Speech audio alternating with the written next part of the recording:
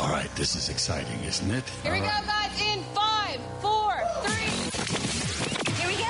It's time for Joan Esposito. Live, local, and progressive. Thank you for good programming, and I appreciate the content and really enjoyed every moment. It's a privilege to have you on your station and listen. It's good stuff. It's very educational. It's time for Joan Esposito on WCPT 820, Chicago's Progressive Talk. Hello. How are you? January 21st. Are you feeling good about yourself? Okay, this initial flurry of activity is meant to impress us. He had a lot of people getting a lot of things ready. The executive orders flying out the window. Doing all the things. Here's a shock. Doing all the things he said he was going to do. Oh, can you imagine? Doing all the things he said he was going to do.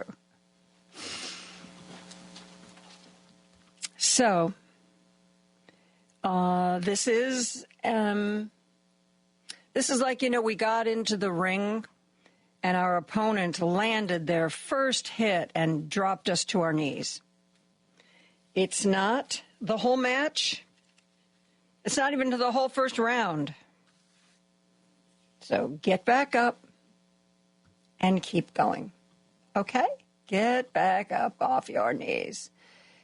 He did a number of executive orders. Some of them will stick, but many of them are going to end up in court. So it is going to be a long haul. Okay? It is going to be a long haul before we see what damage he is eventually really going to get to do. So don't jump into the outrage machine just yet. You got to pace yourself. It is going to be a long 4 years. But I really believe that at the end of this 4 years, something very interesting will happen. I don't think we will be where we are now. I think we are either going to be much, much worse or much, much better. We are either going to come to the conclusion that there are indeed a shocking amount of people,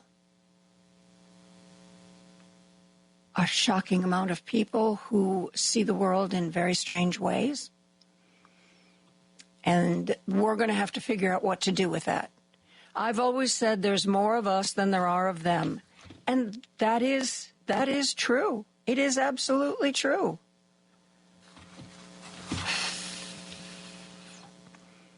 But it doesn't matter if part of our majority doesn't care or doesn't want to play. This last election, there were more of us than there were of them. Donald Trump did not win a mandate. It wasn't a landslide. He will say and has said and will continue to say all these things, and they are not true. He squeaked by.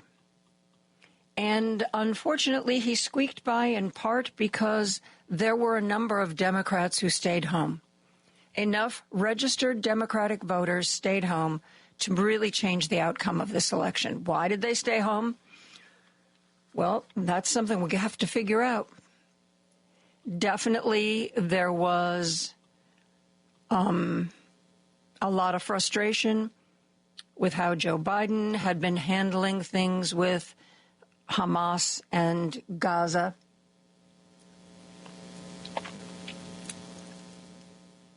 Even when Kamala Harris became the nominee, and remember a couple times she got heckled by Palestinian protesters, and she stopped them, and she was like, hey, I'm on your side.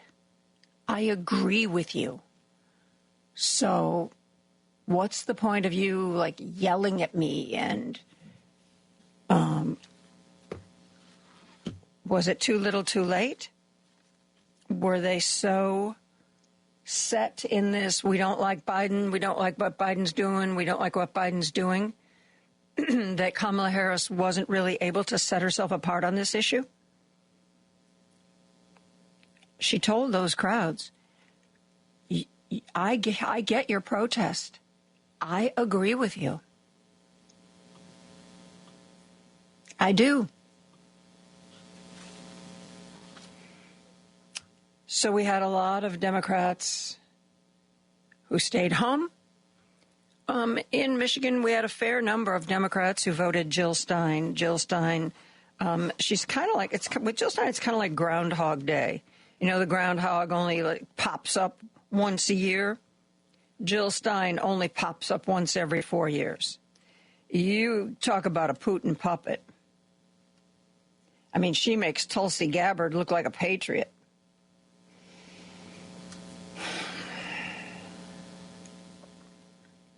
So, there aren't more of them than there are of us. But let's see what's going to happen. Donald Trump, despite our best efforts, is going to do some bad things. He's already completely eliminated one program. There were a number of people who had come to this country and had applied to a program, were waiting to get their cases heard. It was the legal path to immigration for them. Donald Trump canceled the whole program. They've got nothing. None of the papers they've submitted, none of anything. They have no standing. It's gone. There's going to be some things done that people think they want. There are a lot of people who think Joe Biden took too long to get tough on the border. He didn't understand how that issue was being used against Democrats. He got tough eventually, but it was too little too late. So Donald Trump is really going to try to fulfill his promises. You know, maybe there won't be the secret shock and awe raids in Chicago that Tom Homan had hoped for before they became public knowledge. Now he says, no, well, it's not a secret anymore. I don't know, we're going to revise our plans. But there's still going to be really a war on immigrants in this country. There will be some things that we can do. We can force ICE and the Border Patrol to follow the law, at least until the laws are changed. But maybe the people who voted for Donald Trump need to see what this looks like and what effect it has on our country. There have been farmers in California who've said quite bluntly that if there is a huge roundup of people who don't have all of their papers in order, there will be no fruit, there will be no vegetables. One farmer said that in 2 to 3 days, if all the migrants are taken away and rounded up, put in camps, in 2 to 3 days, the nation's food supply will dwindle to almost nothing.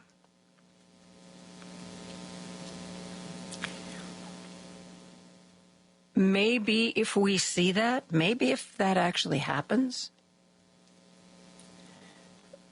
then cooler heads will say, well, look, we really, really want to put a stop to all this illegal immigration, but we're going to have to do some revisions here. The farm industry, the dairy industry.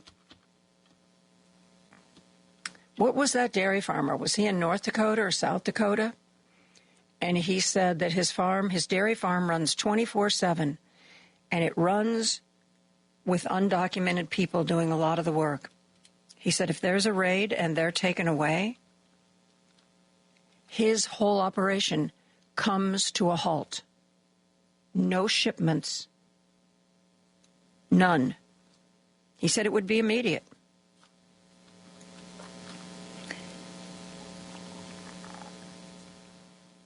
And the military has already been planning on how they can deploy to the border. Yes, we have National Guard, and yes, we have Border Patrol, and yes, we have ICE, but apparently we need actual active military as well. I suspected that is going to be mostly for show. And maybe they're going to give advice on how to continue to build the wall that Mexico was going to pay for and that didn't really get built. And even the parts of it that did get built, they set up cameras and they saw people climbing over it. No problem. Yeah. Got to get that wall going again. So you have to acknowledge that bad things are going to happen. I think Trump is going to be chaotic. I don't think he is going to get as much done as he would like to get done. I think he's going to try. If he mentioned it, he's definitely going to try. But because he's a chaos agent and because he doesn't really know how government works, he sort of throws a bunch of spaghetti against the wall. And if a few strands stick, well, look at that. He accomplished something. I think that's what's going to be coming up for us. How much spaghetti is going to stick? How much is going to fall off the wall? And the spaghetti that sticks, which part of our world here in the United States is that going to harm? Is that going to harm? Is it going to harm our economics, our food industry, the way we live? He already has Joe Biden, who negotiated lower prices on some drugs that Medicare could do. Joe Biden added to the list of drugs that would be underwritten by the government. One of Donald Trump's first executive orders undid that. And a lot of it is focused on these weight loss drugs, Ozempic, and there's like 4 or 5 of them. And you could say, well, the government shouldn't be paying just for people to lose weight. But here's the thing. Those drugs, researchers are beginning to find that those drugs have a lot of benefits. For instance, that if you lose weight, you're generally in better health and better shape. But does that necessarily mean any damage you had done to your heart over the years would go away? It looks like these drugs not only help you be healthier because you lose weight, they also reverse heart damage. They reverse it. That has been determined, and there are studies being done now that are looking at Ozempic and those drugs as a possible treatment for Alzheimer's. We don't have an effective treatment for Alzheimer's. There are these large studies that are seeming to indicate that these drugs could be helpful when it comes to repairing kidney function. I don't know the physiology of these drugs, but I'm telling you right now, the promise is looking amazing for what they can do. Looking amazing. Oh, but Donald Trump just undid Joe Biden's move to make them one of the drugs that's more affordable if you're on Medicare. So we're discovering more and more about a class of drugs that seem to have incredible beneficial effects. But yeah, we have just decided not to subsidize the price of those medicines. They are wildly expensive, so not very available. Not very available. And that seems to be the idea that that's going to be one of the ways Donald Trump is cutting costs. Oh, this drug that has so many uses and could really make people healthier and live longer? Yeah, that's one of the ones we're cutting. We don't need it. We don't need it. It is going to be a brave new world, folks. There's going to be some stuff that just seems silly. There's going to be some stuff that's really harmful. And when we come around to the next midterm election in 651 days,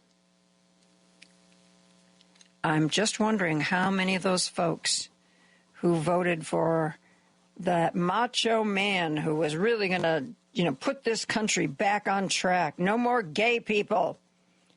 No more DEI. Let's go back to the way things were. We were happy then.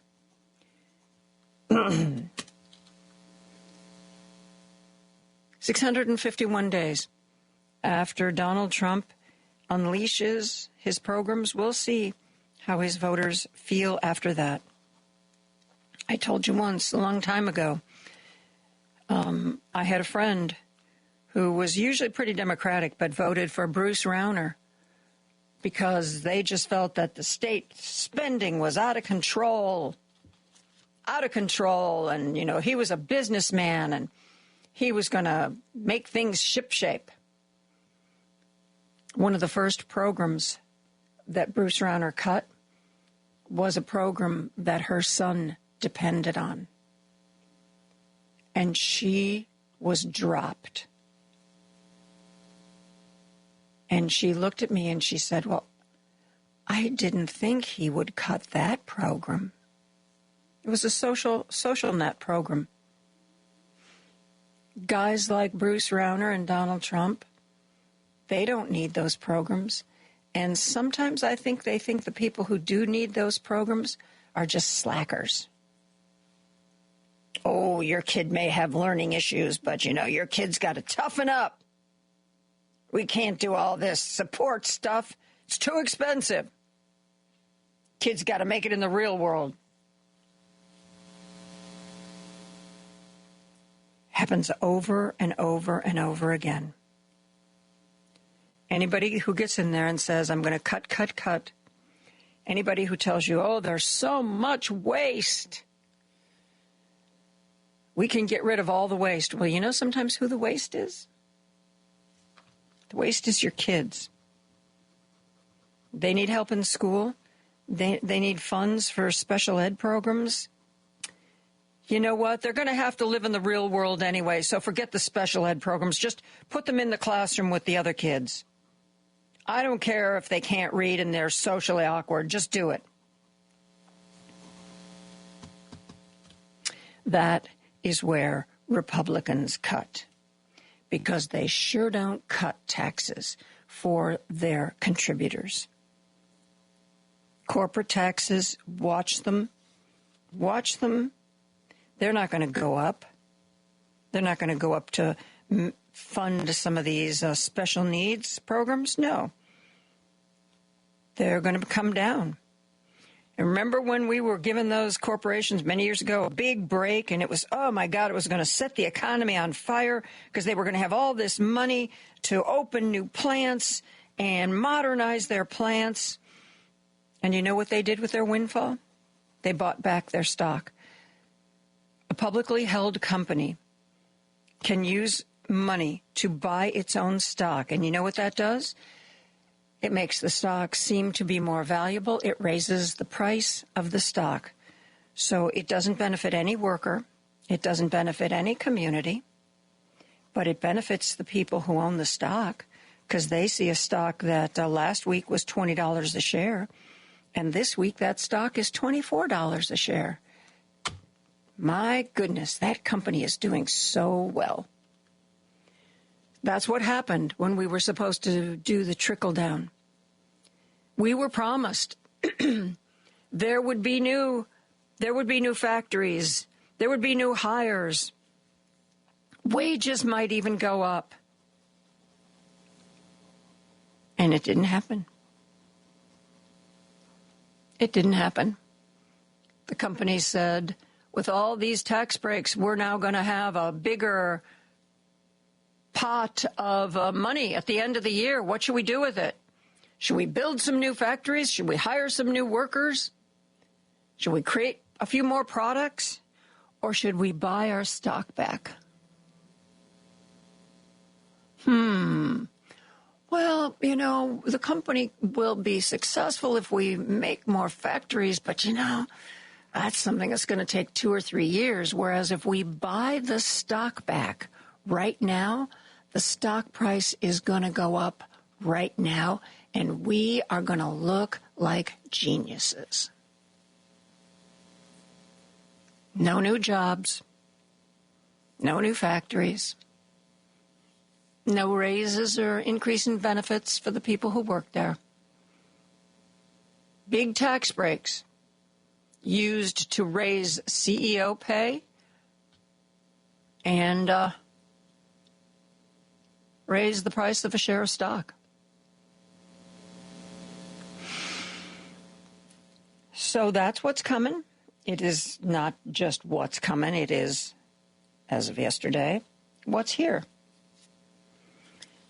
I'm going to try not to make this show a litany of the awful thing that happened today. That's kind of where we were last time around. And yes, there will be awful things, and they will happen every day. But I'm not going to talk about the things that Donald Trump says, because he says a lot of nonsense. He says a lot of bullpucky. I'm going to look at the things that he actually does, who he hires, who he fires, where he allocates the money, what programs he supports, what programs he doesn't. I am going to watch what he does. I don't care at all about what he says.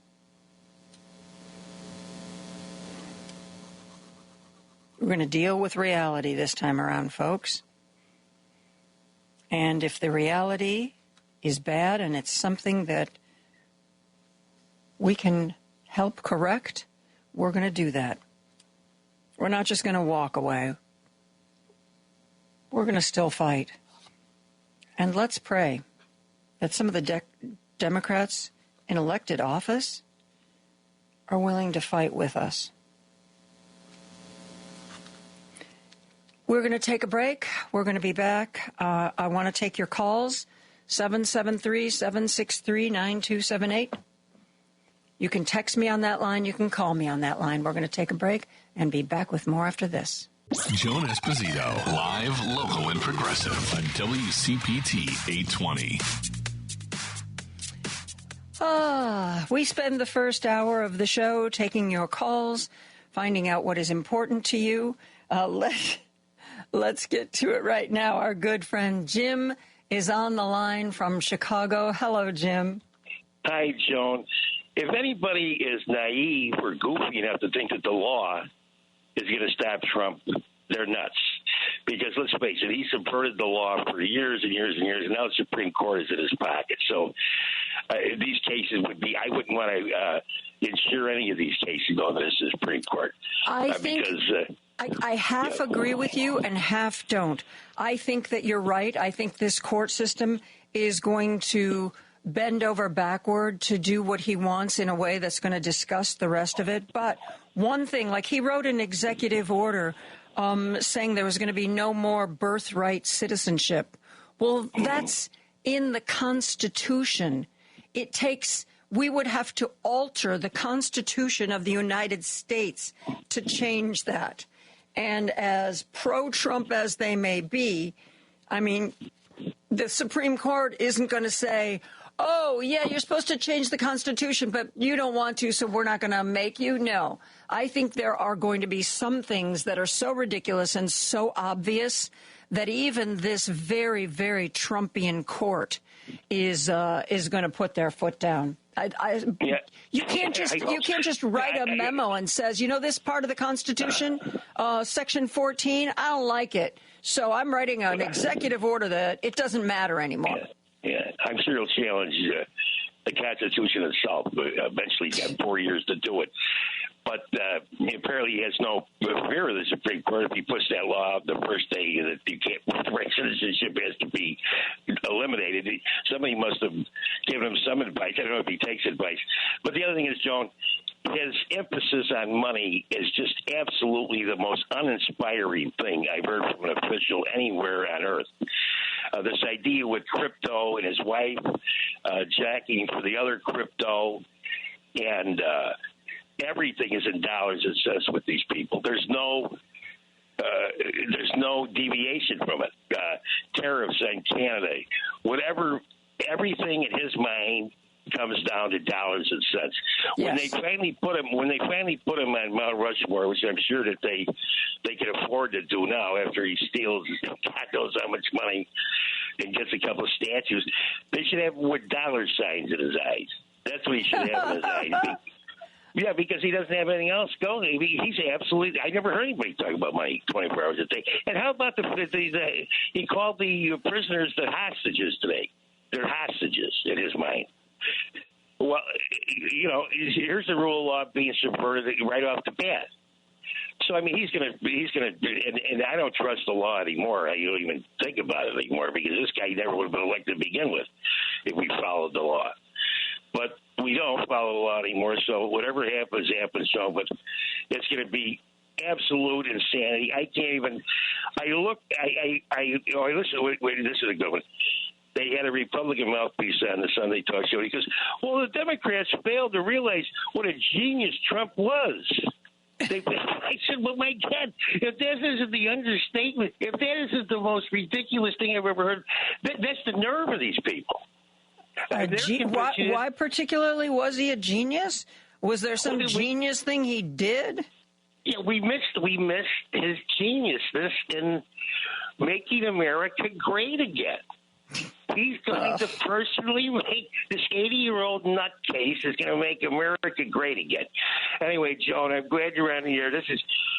I feel sorry for the poor people that got to cheer up for the show. You got to do your homework and all that. But every day you don't have to do it. All you got to do is listen to the AP, and they'll give you 3 hours of insanity right off the bat. Mm-hmm. Anyway, Joan, thanks for taking my call, Joan. Thank you, Jim. Thank you so much for calling.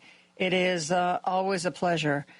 We have Lottie on the line who's calling in from Chicago.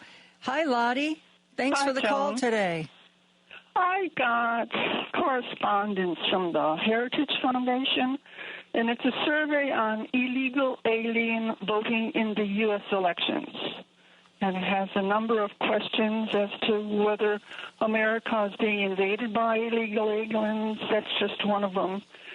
And the last portion that they have on this survey is asking you to support the Heritage so we can fight for you and stop the left's endless crusade for open borders and tainted elections. Now, is this something new that the Heritage Foundation is doing? Is it accessing voter rolls?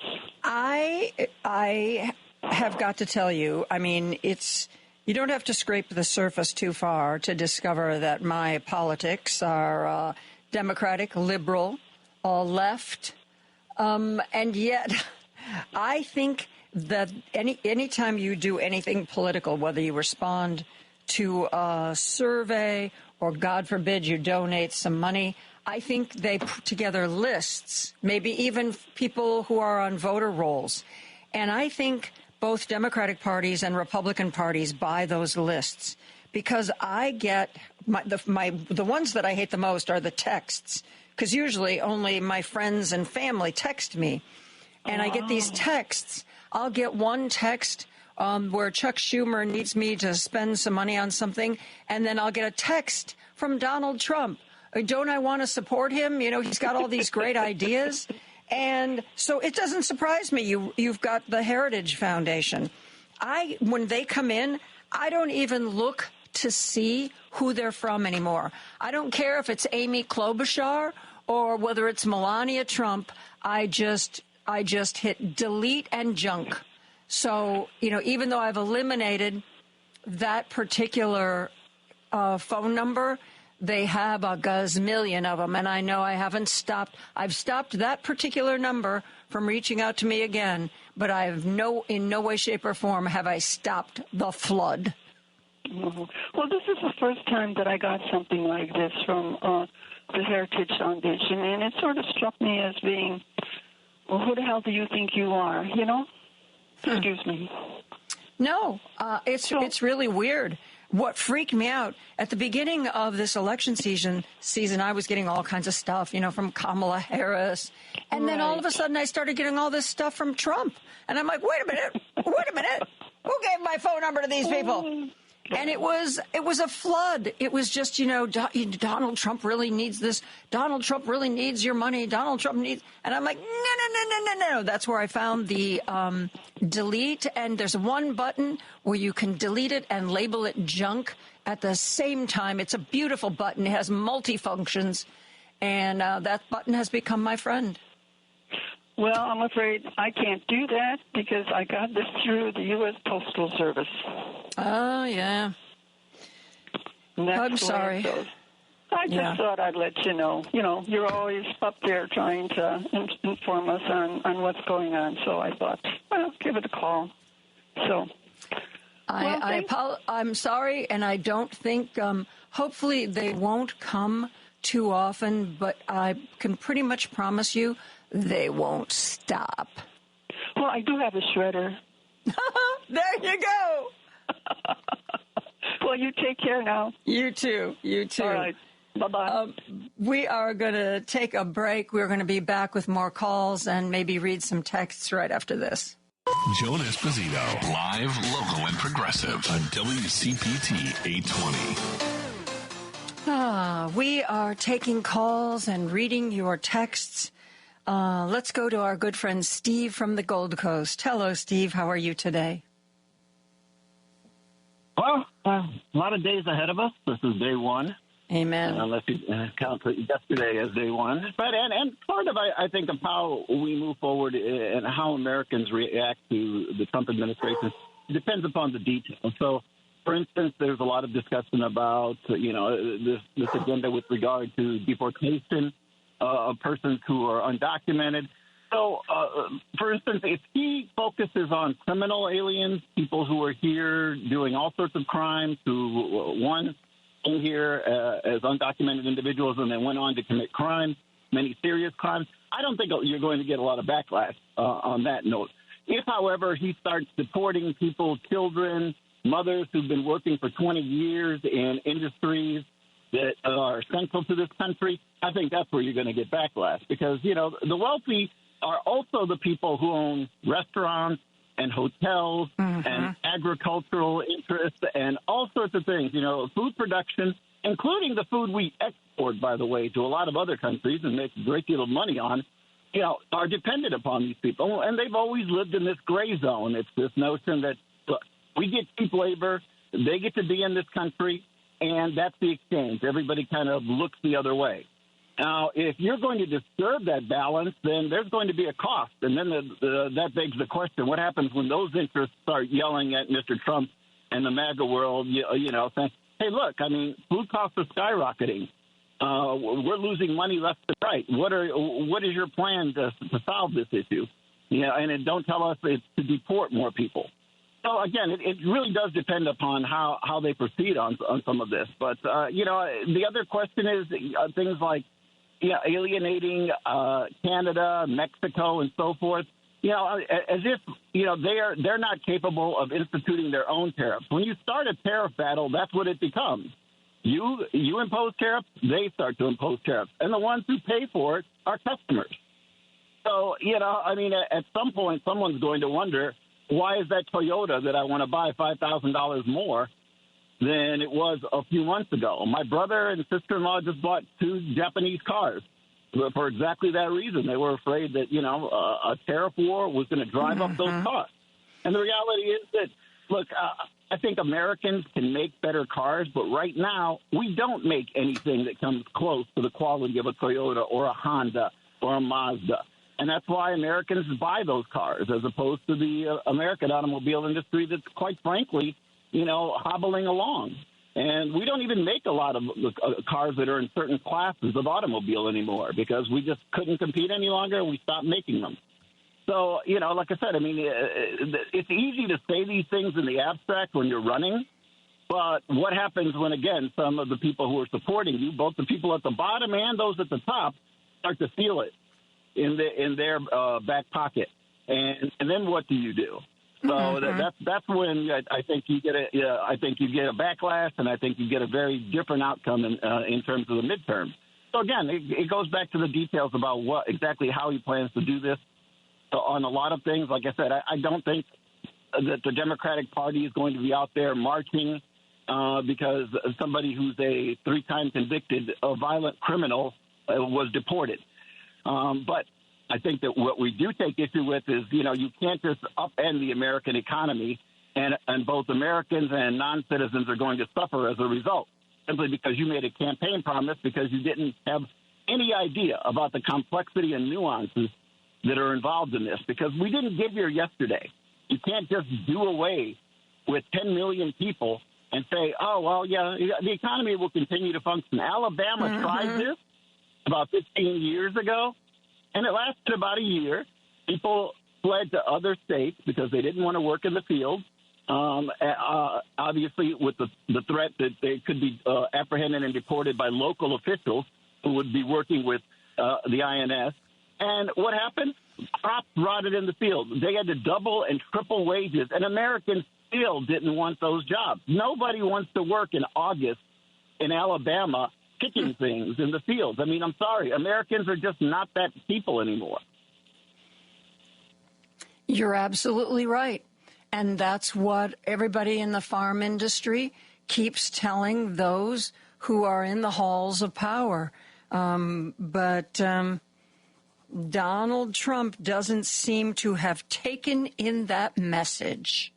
So if we get to a point in a couple of months where, there's no fruit, there's no vegetables, because if there's a scarcity of dairy, the price is going to go through the roof.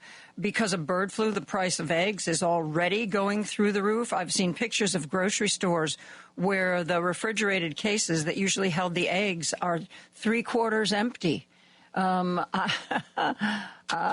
It's going to be, I hope the worst of it doesn't happen, but I see no reason to think that for some reason the worst of it isn't going to happen.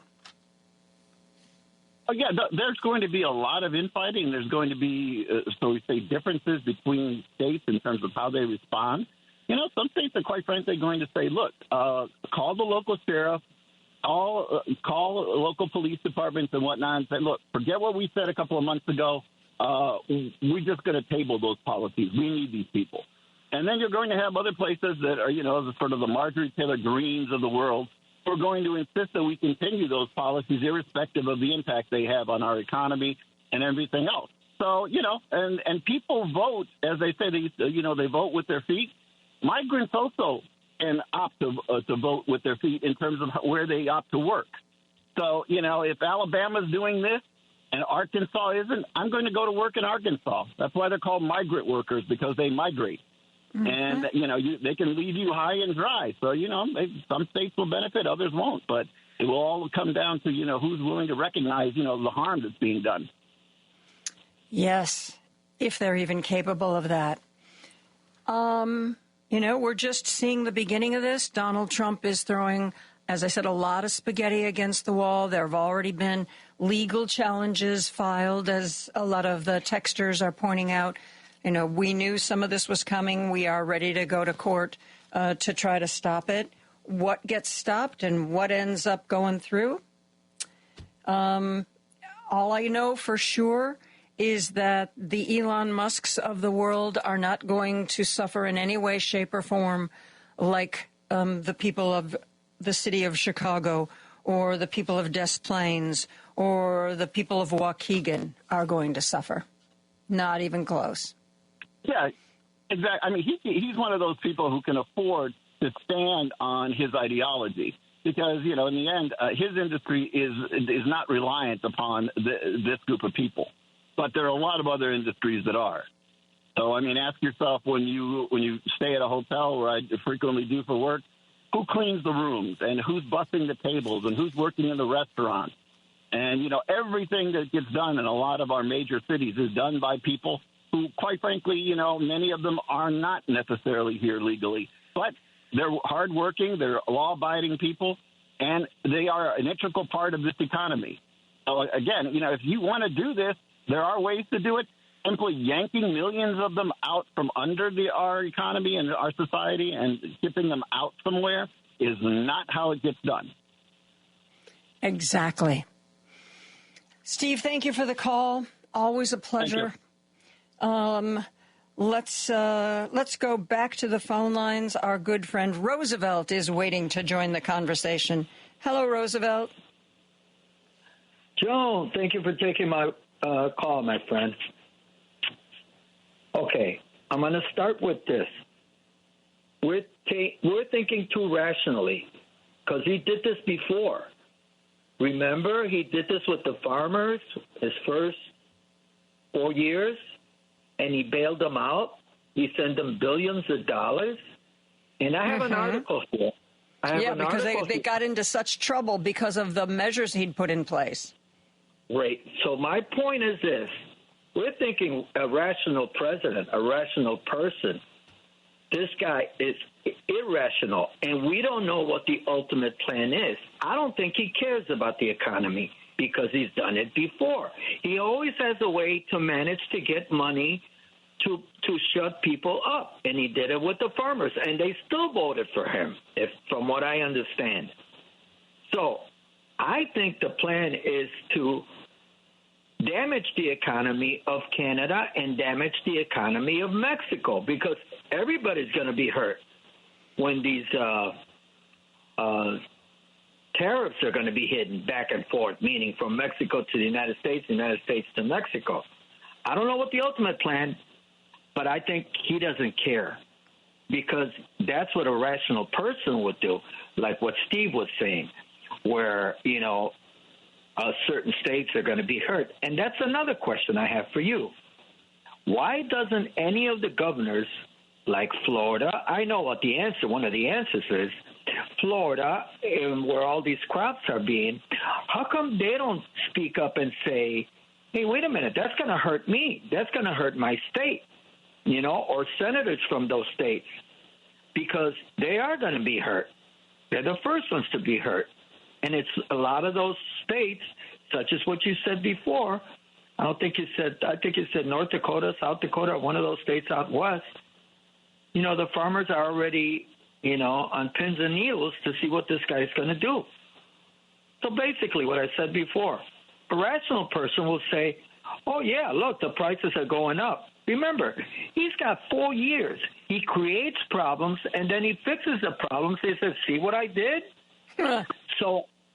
So I think he always has a way out of it. He did it before. Here's an article on Forbes.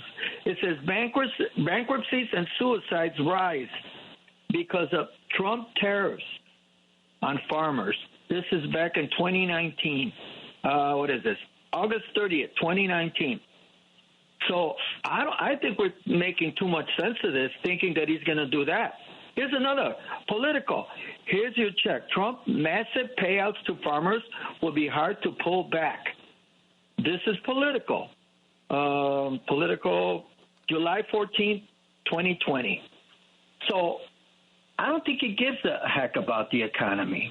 I think there's a master plan here. I don't know what it is, but it's going to definitely hurt Mexico. It's going to definitely hurt Canada, because he's creating a problem that is, like I said before. And then remember what he said yesterday. He's egging Mexico on. He's, with the thing with the renaming the Gulf, the tariffs, and the migrants without papers. So he's willing to do that because he has 4 years to fix it. And he always manages to get money. Remember, he took money from the Pentagon, from the veterans, to use it for the wall because Mexico wouldn't pay for the wall. So it's hard to think like him. So I'm trying to put myself in his place. So he's, like you said, to a point, you're right. He's throwing everything against the wall to see what sticks. But what is the ultimate plan? There's got to be an ultimate plan, and that is to hurt both economies, to the north and the south. Don't ask me why, because I'm not Trump. So I don't know what you think about that. See, Steve, and you, and all you people are thinking too rational. You say, well, if he sees that this is going to... It happened before. Look, here's the article. You could be right. I'm trying very hard to be realistic about what's going to happen and how it's going to play out and what the consequences may be. I'm not trying to be Pollyanna about it. I'm trying to say this is what I see coming, and this is what we have to be ready for. But you know what? Maybe you'll be right, Roosevelt, and I'll be wrong. We'll have to keep note of this so we can months after the fact we can go back and check this out. I got to go, Roosevelt. I want to try to get another phone call in before we wrap this up. But thank you for the call. Let's go to Mokina. Dan is on the line in Mokina. Hello. I was curious what your opinion was of Fauci getting a pardon. I think it is wonderful. I think he should have been one of the first ones that got a pardon. This guy is in his 80s. He has worked selflessly and tirelessly to try to keep this country healthy, for more than 50 years. And the fact that Republicans want to make him a target of criminal investigation is just sad. Do you not believe in the rule of law, then? Why is it the rule of law to go after Fauci? Well, if you pardon someone before they go to trial, isn't that admitting guilt? It depends on depends. Yes, there is a school of thought that if you accept a pardon, that means you did something worthy of some action worthy of being pardoned for. But as you well know, the way pardons are being thrown around now, pardons are being thrown around not so that somebody can sign it and admit they were guilty, but that somebody can sign it and get protection against unfair political prosecution. You're right in the original context of pardon, but politically, I don't think it means that anymore. The guy is guilty as sin. He shouldn't be able to hide behind a pardon. What is Dr. Fauci guilty of? Gain-of-function research. And what do you mean by that? You don't know. You should look it up. You should quit living in a bubble and look up gain-of-function. Well, if you know what it is, explain it to me. Okay, I'm shocked that you're listening. It's when they mess with bacteria and genes and make them more dangerous than they are. And they outlawed it in our country, and so he started doing research in China to get around our laws.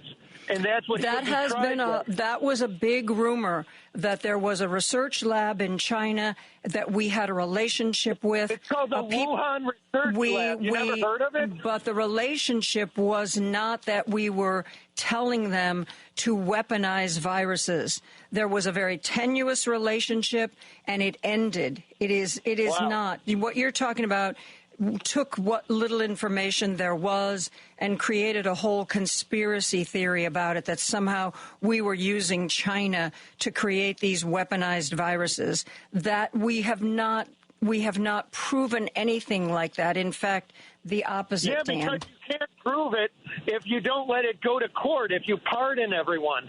Do you think COVID happened naturally? Are you kidding me? If there had been any evidence of anything like that going on, Fauci would have long ago been charged. Dan, I'm sorry. I'm not gonna. I don't agree. You're down a rabbit hole with a conspiracy theory that you clearly love and means a lot to you. I hope it brings you warmth and joy at night, but it ain't true, and we're not going to talk about it anymore. In fact, we're going to take a break for news. We'll be back after this. Now back to Joan Esposito, live, local, and progressive on WCPT 820. I've talked to a lot of authors. I've brought you information on a lot of political books. But I think the book that we're going to talk about right now could possibly be my favorite, or at the very least, it has my favorite title of all time. The book is called Super Mad at Everything All the Time, Political Media and Our National Anger. Dr. Alison Dagnes is the professor and chair of the political science department at Shippensburg University, and this is her book. Agnes, I am so pleased to have you here today. First of all, thank you. That is maybe the nicest introduction I've ever had. This is my honor, and what a joy. Thank you so much for having me. Well, let's start off with you giving sort of an overview of your book to the audience, if you would. Sure.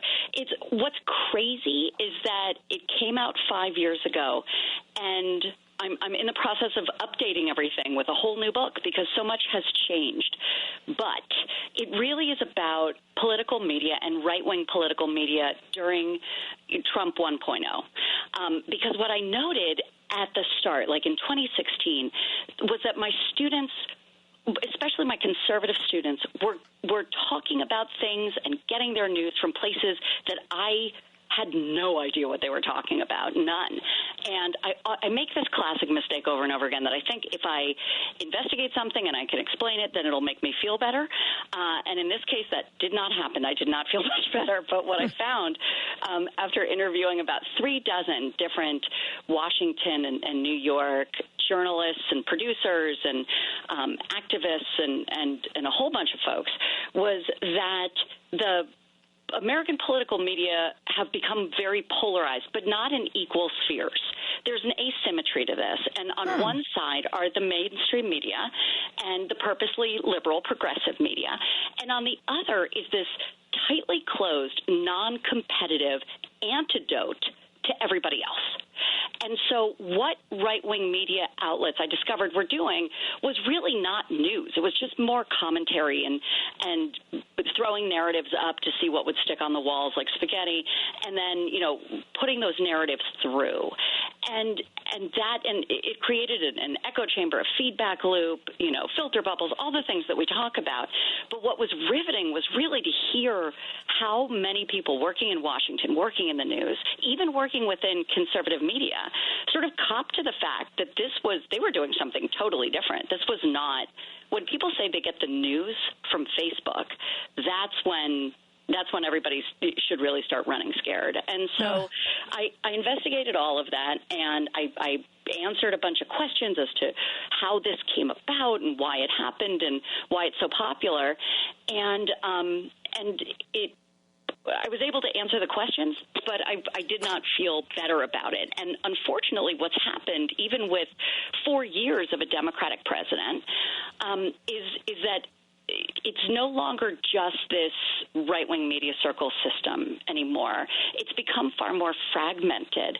But the foundation of that right-wing media ecosystem and the real ferocious anger towards progressives, towards even just moderates, towards Republicans who are insufficiently Trumpy, that has exacerbated exponentially.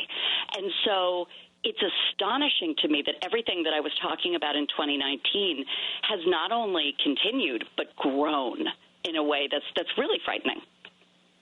Ugh. I know. I'm sorry.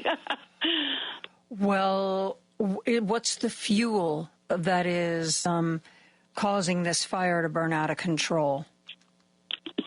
That's a great question. There are a bunch of culprits.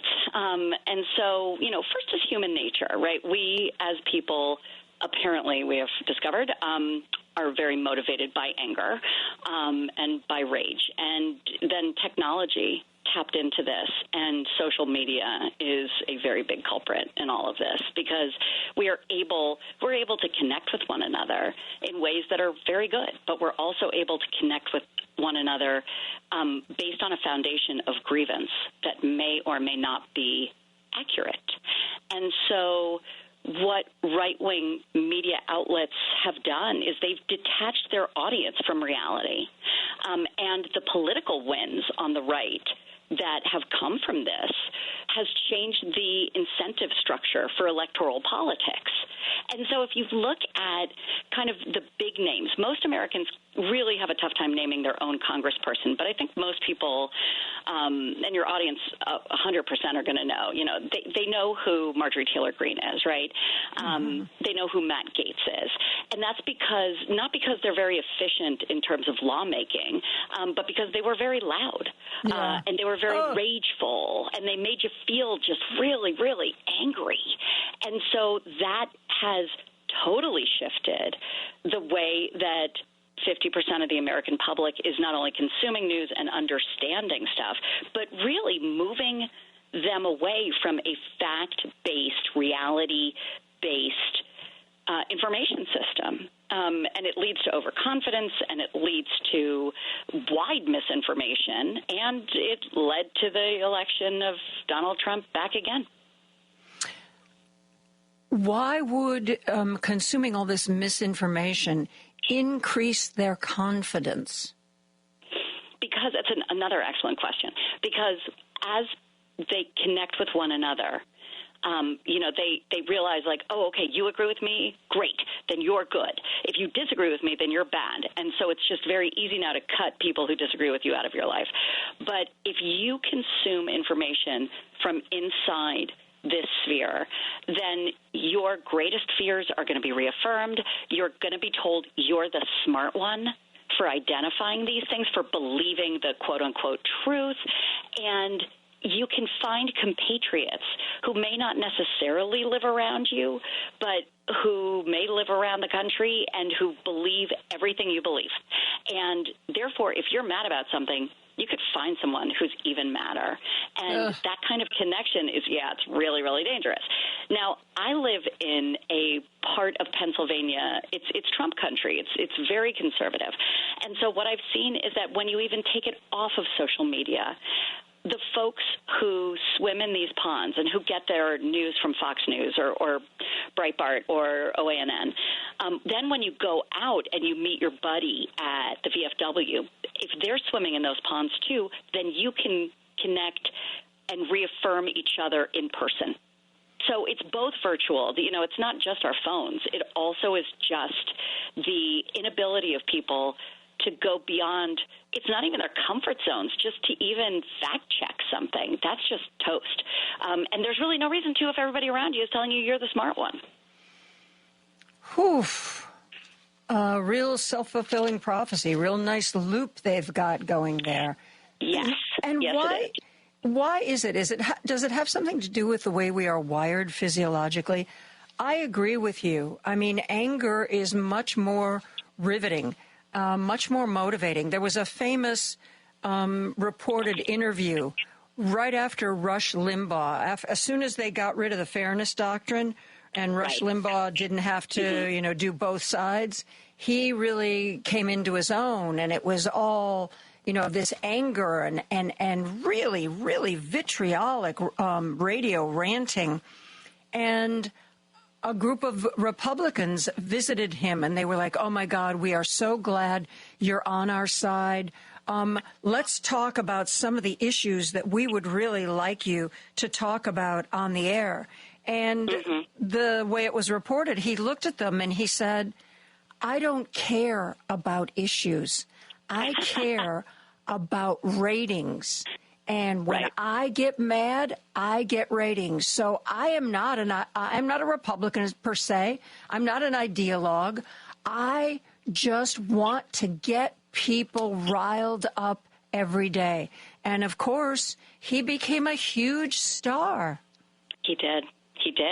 And that's such a fantastic, of course it starts a little bit, it starts before that, but that's a great jumping off point, because as Rush's star ascended, and I'm not sure if you remember, there were Rush rooms where people would go have lunch at a steakhouse. Oh my God, I didn't remember that.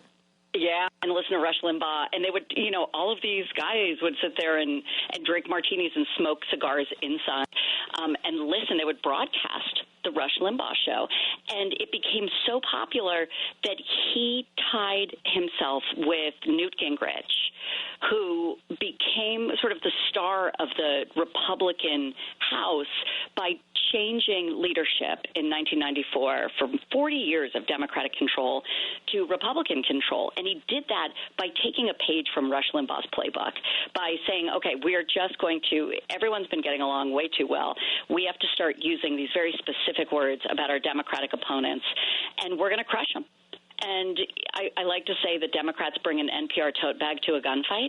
The Democrats are just, they always want to, when they go low, we go high. And it's more nuanced. It's why a right-wing talk radio, or left-wing, talk radio really doesn't work. Because it's more nuanced, right? And hearing the vitriol and the screaming, that's the thing that gets all the attention. So it started with Rush, it moved to Fox News, and along the way, the Republican Party went, amen. Well, I have found that when I get a troll who really just wants to fight with me, that really makes an impression on people. But I've told people that is not who I am. That's not what I want the show to be.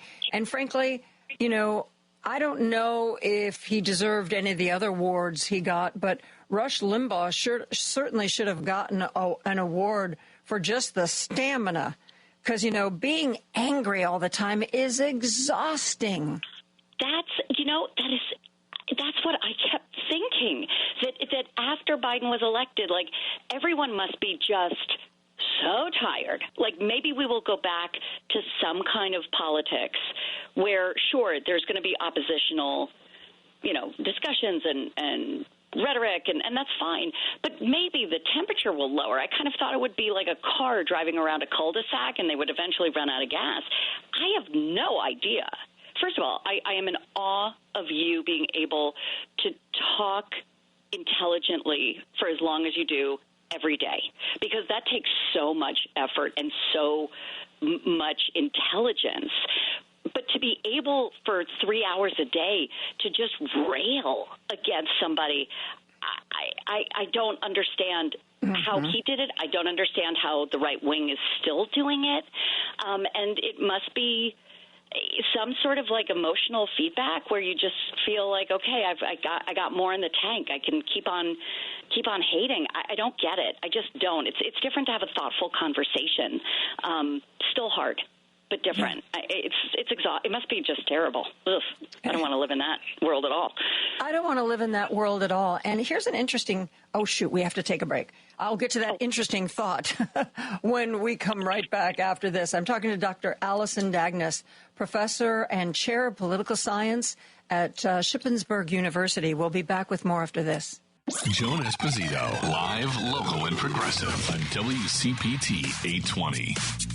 I'm joined by Dr. Allison Dagnes, professor and chair of the political science department at Shippensburg University. She's written a very interesting book, Super Mad at Everything All the Time, Political Media and Our National Anger. Speaking of that anger, you know, it has been discussed how that is part of the reason why some people follow Donald Trump. He makes them feel things. He hates the people they hate. He gives them permission to hate those people in a more public way. And I found, which was much to my surprise, after the election, after Kamala lost and Donald Trump won, I had more trolls in my text line than I had had the previous 6 months. And they were all so angry. They were furious. You could just see the steam coming out of their ears, even though it was a text. And I would write back to them, dude, you won. Your candidate won. Now is the time when you're supposed to be happy. Trust me, if Kamala Harris had won, I would be happy. I would be feeling happy feels and saying happy things. But the tsunami of troll anger was worse after Trump won than before he won. It was like, I got the impression, and please tell me what you think, I got the impression that the anger was so core to who they were that even though they had won, that it was still going to be a big part of everything they said and did. Hello? Hello? Hi. Hello? Yeah, we got you back. Oh, dear. Okay, great. Sorry about that. Did you hear my little rant there? Did. Yes, I did. And I just wanted to say, I'm not as public-facing as you are, but I certainly have gotten some trolling in my time, and it is a terrible feeling. So I'm so sorry that you have to go through that. To me, it is not surprising because when you have been fed a steady diet of rage for as long as these folks have, it's like you're driving down the highway going 60 miles an hour, and you can't just shift into reverse and suddenly become happy, right? I mean, the fact that Trump actually legitimately won should have been the balm that took over all of the leading up to the election, the misinformation and they're going to steal it, they're going to steal it, they're going to steal it. You know, suddenly it's an electoral miracle. It wasn't stolen. Like, couldn't you be happy for 3 minutes? And it's like, nope, because all I want to feel is just this rage towards people who believe something different than I do. I can't wrap my arms around it because it makes no sense. And the truth is, if they were in a room with you and they spoke to you and had a conversation, they would probably like you very much, and they probably wouldn't be a real schnook on, with keyboard courage online. Because it just happens over and over again, right? You meet somebody and maybe they disagree with you, but then you realize you've got 85 other things to talk about that aren't political. But man, when you just are swimming in those waters of fury, it's impossible to shake that off quickly or possibly even ever, which is really spells doom, I think, for us as a country. Well, you know, a lot of the Capitol police officers were very concerned that if Donald Trump pardoned the January 6th insurrectionists, as of course he has, that would make them and their families and their kids targets of this kind of, maybe not the average Trump follower, but the angry, motivated Trump follower. Because as you know, these days, it doesn't take a mob to make your life miserable. It takes one nut job to make your life miserable and sometimes make it dangerous. I was so glad that when Joe Biden put out those pardons, he included the Capitol police officers, because I know Michael Fanone was saying on CNN that he was very frightened for his mom, for his kids, that they were actually going to be in danger. Yeah, what's astonishing is that in a country where we have more guns than we have people, we now have a communication system that allows you to reach out and contact almost anybody, right? And my students who are especially adroit online, they can find anything. I mean, it's just incredible to me. And so now that you can, again, with keyboard courage, right? Because you're hiding behind a screen and and some made up name, and you think no one's going to know that it's me. You feel emboldened, and yet there are those folks, and they do have weapons, and it really doesn't. It may not even be 1% of them, but it just doesn't matter because violence, I think, is. I don't want to say inevitable, but boy, it sure leads, like all of this rage leads towards violence. It just has to. And so tamping down on all of this anger would really do a lot, I think, to help. And I think back to the end of the Trump administration, and trust me, I mean, I was never a fan at all, but he could have walked into re-election had he just handled the pandemic with any semblance of leadership, just by saying, not saying that it's fake, not saying don't wear masks, not calling it the ouchie Fauci or whatever, all the racist stuff. All he has to do is just put down his shields for a little bit and say, okay, you know what? I'm not going to lash out against the Democrats. I'm not going to call, especially women of color, low IQ. Like, maybe I'll be able to get some stuff done if I just try and work with the opposition party as opposed to antagonizing them.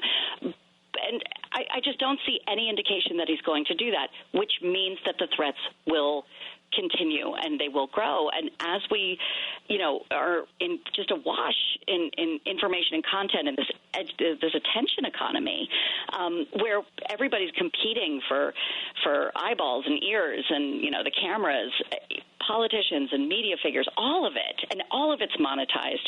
There's so many more platforms. It's not going to get quieter. Unless, it's just not like the fish rots from the head, and so it can be quieter if somebody comes in and says, you know what, everybody take a breath. And there's zero incentive for anyone to do that.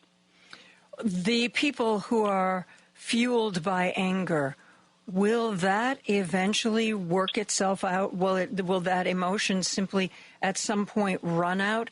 Speaking personally, that is not something I could sustain, no matter how deeply I believe in someone and what they're doing.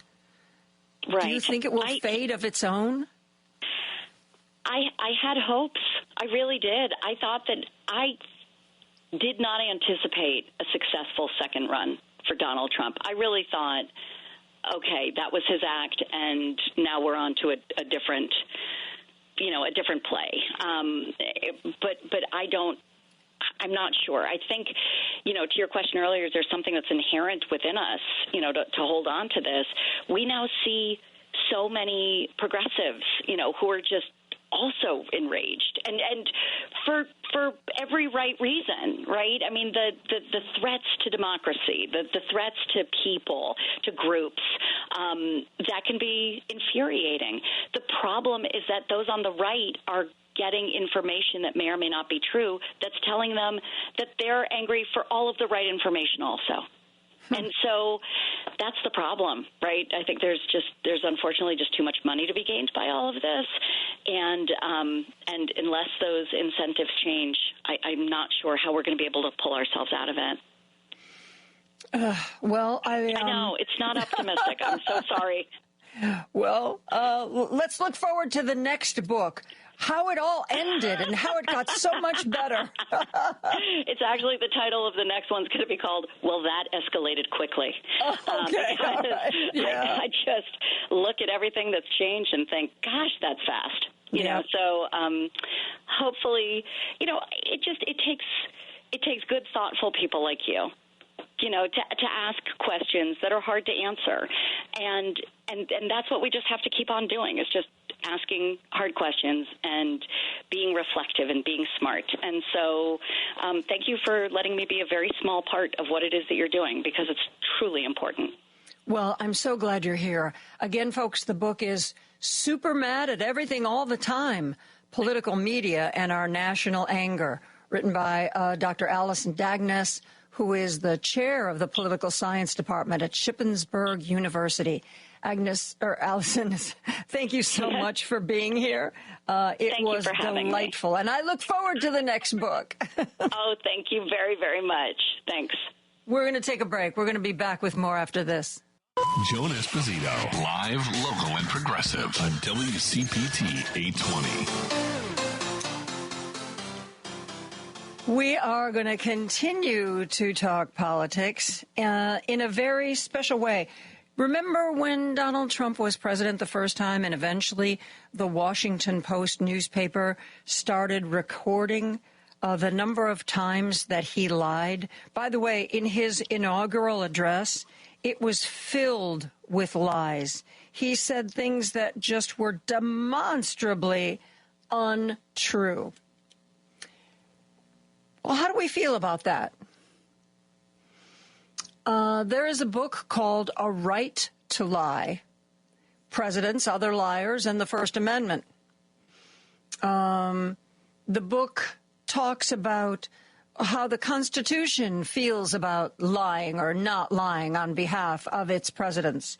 And I think the current Supreme Court has muddied the waters further by saying basically as long as the president is doing something in his official capacity, it is not something he can be prosecuted for. I would imagine lying falls into that category. Anyway, we are being joined by Catherine Ross, professor of law at George Washington University, who has written a book on all of this. Catherine, thank you so much for being here. It's a pleasure, Joan, and thank you for that nice introduction. Let me just pick up on two of the things you just said. The Washington Post counted up to 30,000 lies during Trump's first administration, and then they said they're just so fast, there's so many, we can't keep up. We're stopping the count. Which is pretty amazing. And then I also just want to clarify for your listeners that the Constitution actually does protect the right to lie. Lies are not outside of the First Amendment for a variety of reasons. So freedom of speech means freedom to lie? Freedom to lie for most people, and especially political lies.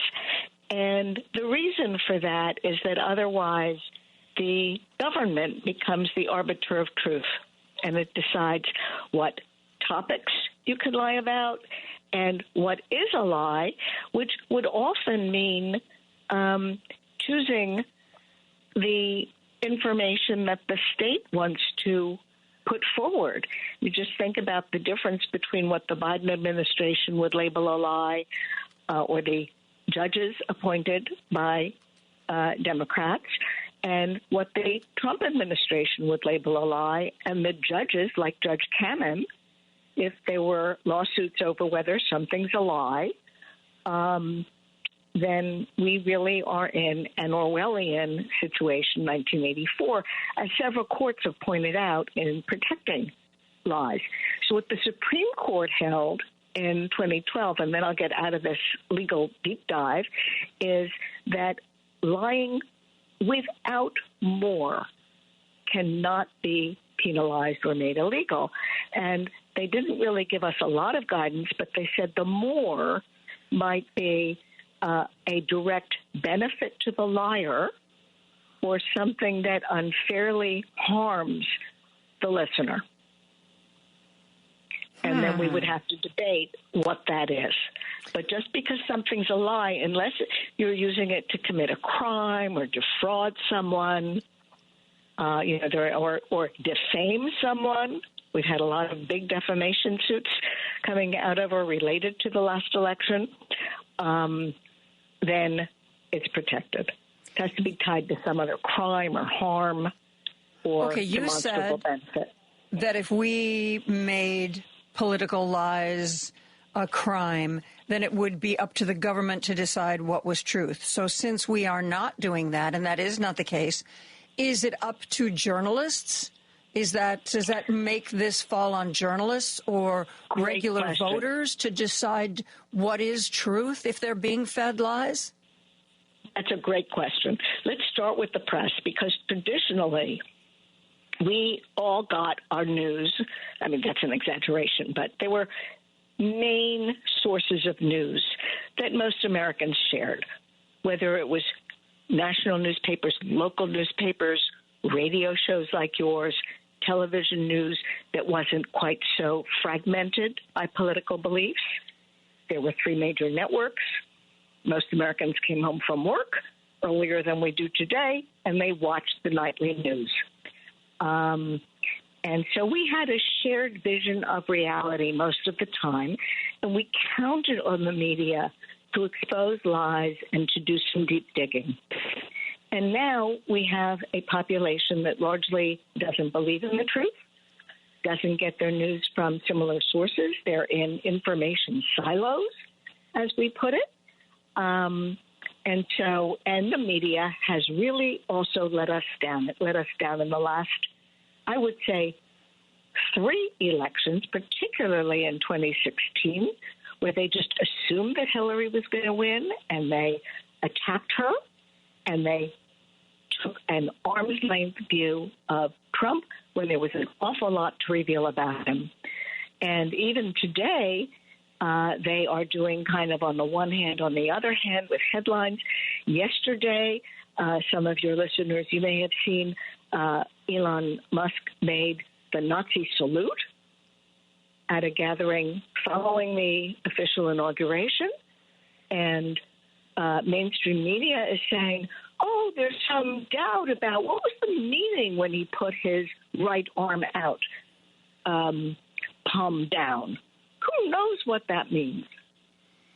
Well, those waters were also muddied when the Anti-Defamation League released a statement saying, look, these are really sensitive times. Yeah. Everybody is on edge. We think it was an awkward gesture, but it didn't necessarily look like a Nazi salute to us. Joan, I'm Jewish, and I'm a supporter of Israel. And I was so shocked and appalled by their statement, I can't even begin to try to imagine what was in their heads. You're not alone in that. They're getting a lot of pushback. To me when I saw it. Yeah. No, it's terrible. So if everybody's allowed to lie, does everybody get to have their own truth? That's the second part of your question. What about the voters? Are the voters supposed to figure all this out?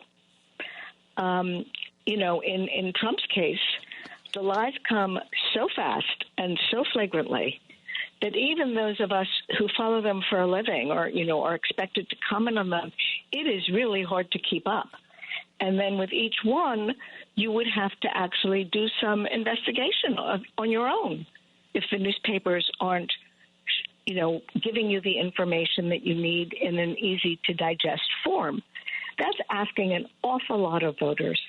And we have to remember that the average voter, first of all, may be holding 2 or 3 jobs to support their families. They have a lot of, they've got young kids. They've got aging parents. They have houses to take care of. They have dinner to cook. And so when we say to them, well, there are alternative facts, like Kellyanne Conway said right at the beginning of the first Trump administration, and you guys figure out what facts you like, that's really too much for the average voter. And we also have to remember that American voters don't really follow news and politics, except maybe in the very few days or weeks leading up to the election. And they are not well informed. Most of them don't know who their local elected officials are or who their congressman is. And they aren't familiar with the Constitution because we have stopped for the last 10 or 15 years even teaching civics and the Constitution in our public schools.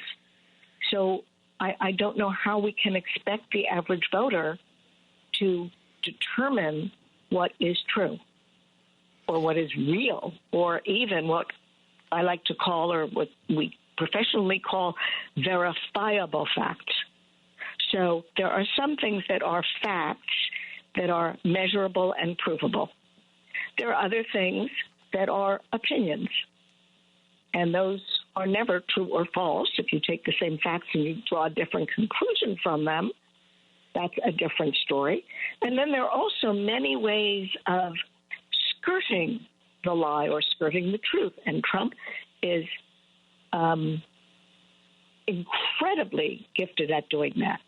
So he likes to use rhetorical devices like, some people think. He's not claiming it's true, right? Or, I've heard. Or making a false statement and then saying the next day, but I was joking. Oh, God, that one drives me crazy. It's horrendous. But if it was, in fact, a joke or satire, then it's not a lie.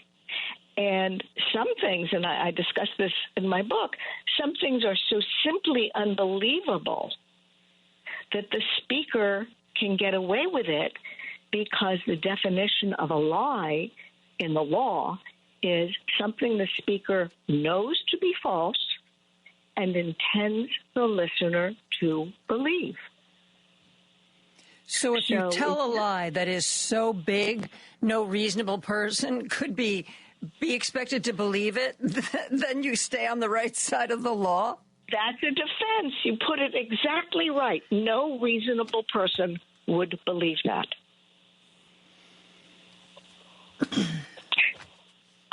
So if you say, I'm going to, a reasonable person who's a voter might have believed that Trump would solve the war in Ukraine on day one or before his inauguration. But others of us might say, that's insane. Who would believe that? A more classical or, a clearer example of that would be, it used to be illegal to be a fortune teller in most states. And one of the defenses was, it's just entertainment. What reasonable customer would believe that I could forecast what's going to happen in the future? It's interesting because what you're talking about now sounds very much like when Alex Jones of the InfoWars was fighting for custody of his kids in court. His lawyer stood up and said that, because his soon-to-be ex-wife was like, look, this guy's nuts. He says all these things that are demonstrably untrue. Sandy Hook was a hoax. This is this. And his lawyer stood up and basically used that argument that no reasonable person would believe that he wasn't giving out news or facts. It was performance art. That's what it was. It was a performance. It was performance art. It was theater. And we know this because no reasonable person could be expected to believe it. That's a terrific example.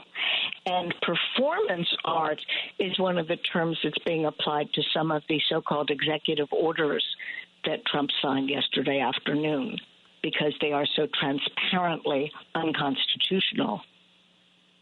So you might say it's because he wants to be a dictator. He doesn't care about the Constitution, and that's part of it.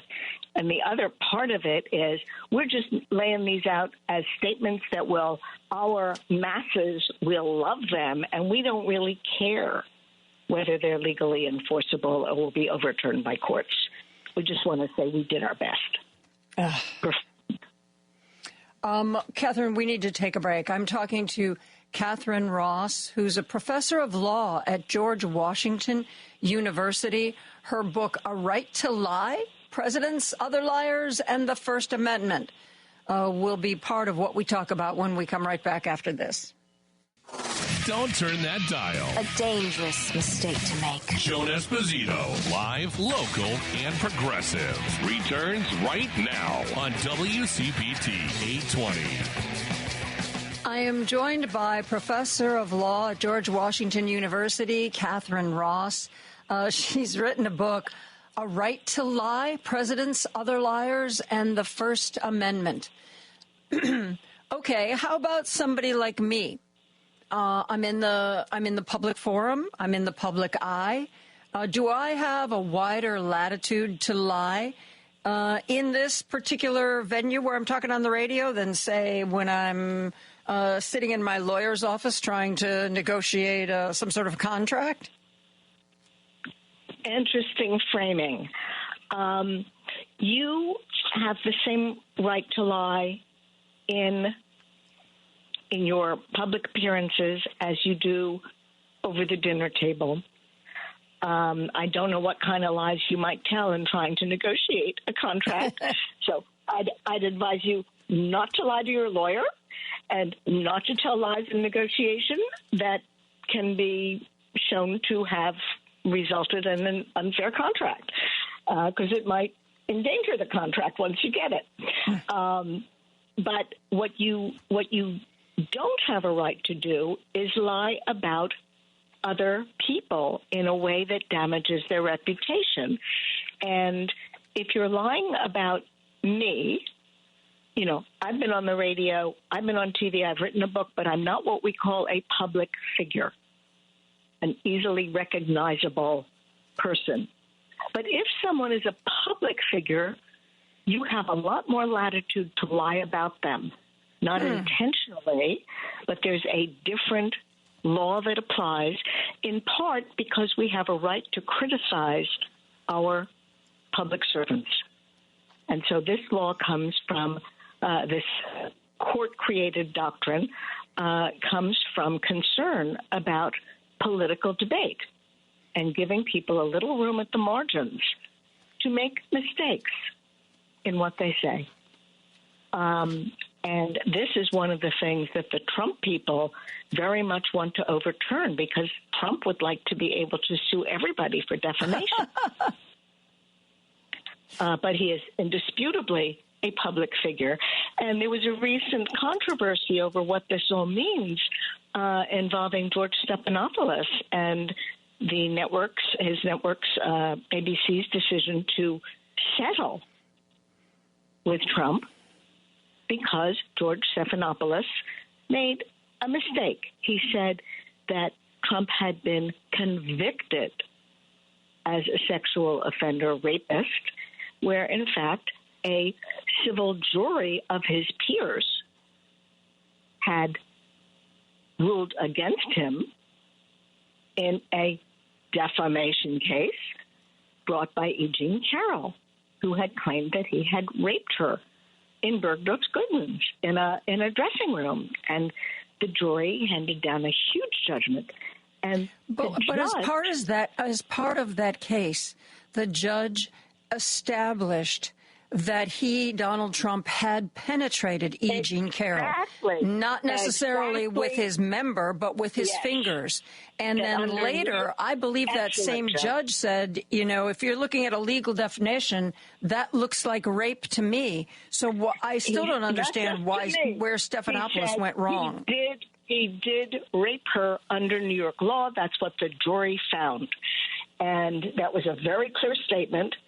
Stephanopoulos should have won had they gone to trial, and that's why I'm using this example.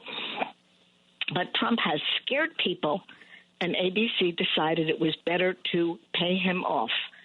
And they threw Stephanopoulos under the bus, and they shouldn't have. But that's the kind of misspeaking or mistake that makes no difference when we're talking about a public figure. And that's why I think it's quite clear that ABC would have won. And when we get into the major media groups, one of the things that goes on when they're deciding whether to settle or whether to fight and defend the First Amendment rights of the media and of all of us to receive the information we need as voters, the aspect of what we were discussing before the break, because we need information to make intelligent decisions, it is, you know, I'm sure that the network was thinking also about what is our access to the White House in this next administration? Do we want to get interviews? And we can be cut off if they're mad at us. So why don't we just write a check?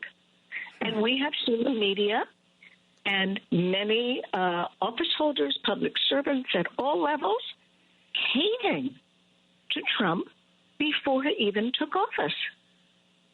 And, as Tim Snyder, the Yale historian, has said, don't obey in advance, before you have to.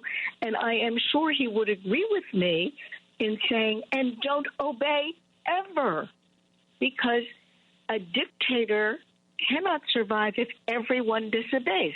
Is that easy to disobey? No. And do you sometimes pick your battles? Do you obey some things and not things that go too far? Sure. We all have lives to live. But it's not just about not obeying in advance before you have to, but when push comes to shove, we all have to decide, what are we willing to do? I'm seeing too many people who are already just kind of throwing up their hands and giving up. Why is that? And why is it seemingly coming from the people who should have the most power to resist? It was pointed out that 3 of the world's richest men were sitting right there on the dais to see Donald Trump sworn in. The people who seemingly have the most power to resist have been the first to capitulate. You are absolutely right. And there's so many things in that statement about the 3 richest men. First of all, they were sitting in front of the cabinet. They were sitting in front of elected officials. They have no official position. And they were given these privileged seats. They each gave $1 million to the inaugural fund. Meaningless amount of, it's like, I give $25 to the local firemen. $1 million to these gazillionaires. Yeah. Is another thing. But, President Biden in his farewell address said we're confronting the risk of an oligarchy. And I'm sorry, we're clearly already there. We can go deeper into oligarchy. We can go deeper into autocracy. But we're not just on the way. And that has been clear in the last 48 hours as well. So why do they cave? They cave because they're greedy for money and power. And all of them are in an industry that is scared of government regulation. And they want to curry favor with Trump, who has indicated that he has no regard for the rule of law. And unlike the first administration, the Supreme Court has now given him immunity, or what I prefer to refer to as impunity, for his official acts. And he has already threatened to retract broadcast licenses. And one of the executive orders that he signed yesterday involved regulation of social media. And he's promising not to regulate social media, and also through that executive order purported to order the Attorney General to study what the Biden administration and Congress did in the last 4 years trying to regulate social media. Now, there are a lot of constitutional issues about the First Amendment and the relationship to efforts to regulate social media or any other media, but persuasion that it's in the public interest to, for example, publish accurate information about COVID, persuasion is allowed. And we have seen, after Trump was elected, Zuckerberg said, we're no longer going to monitor what's true and false. And on other social media networks, it's being reported that you can no longer search for comments by Democrats, but only by Republicans.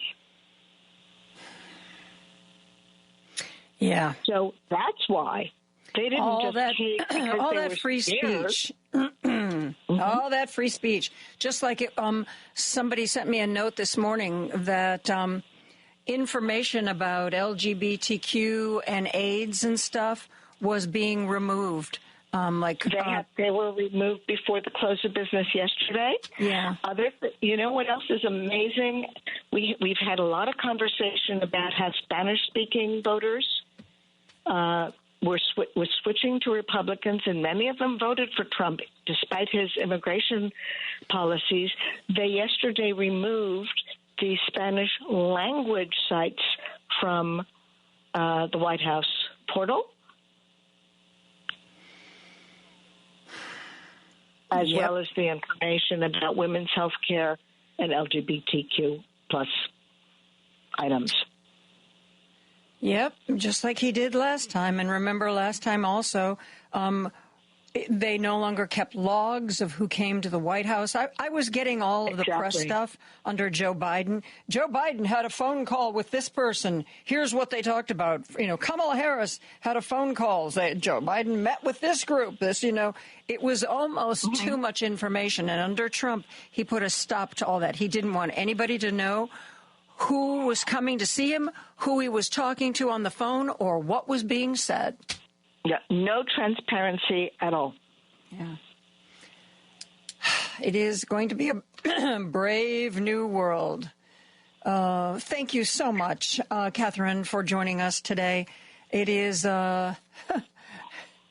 it's an interesting look at what we've got coming our way. It's almost too much to take in without your brains exploding. Yes. Thank you for inviting me, Joan. It is my pleasure. Catherine Ross is a professor of law at George Washington University, and she has written a book called A Right to Lie, Presidents, Other Liars, and the First Amendment. We are going to take a break for news, and we're going to be back with Jill Wine-Banks after this. Now back to Joan Esposito, live, local, and progressive on WCPT 820. I'm very pleased to welcome back Jill Wine-Banks, one of our favoriteest people in the whole world, and somebody who pays probably, if it's possible, even more attention to politics than I do. And that's saying something. Jill Wine-Banks, of course, former Watergate prosecutor, author of The Watergate Girl. And she joins us now with her take on the inauguration. Jill?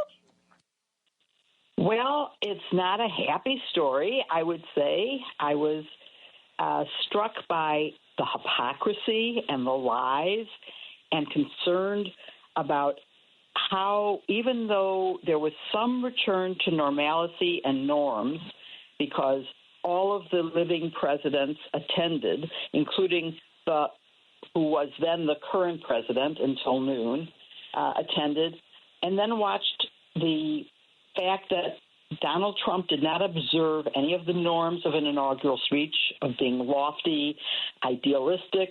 Instead, he was petty. He attacked the president who was sitting in the room, who was by then, the former president, but was sitting right there as Donald Trump did these terrible commentaries that were all untrue.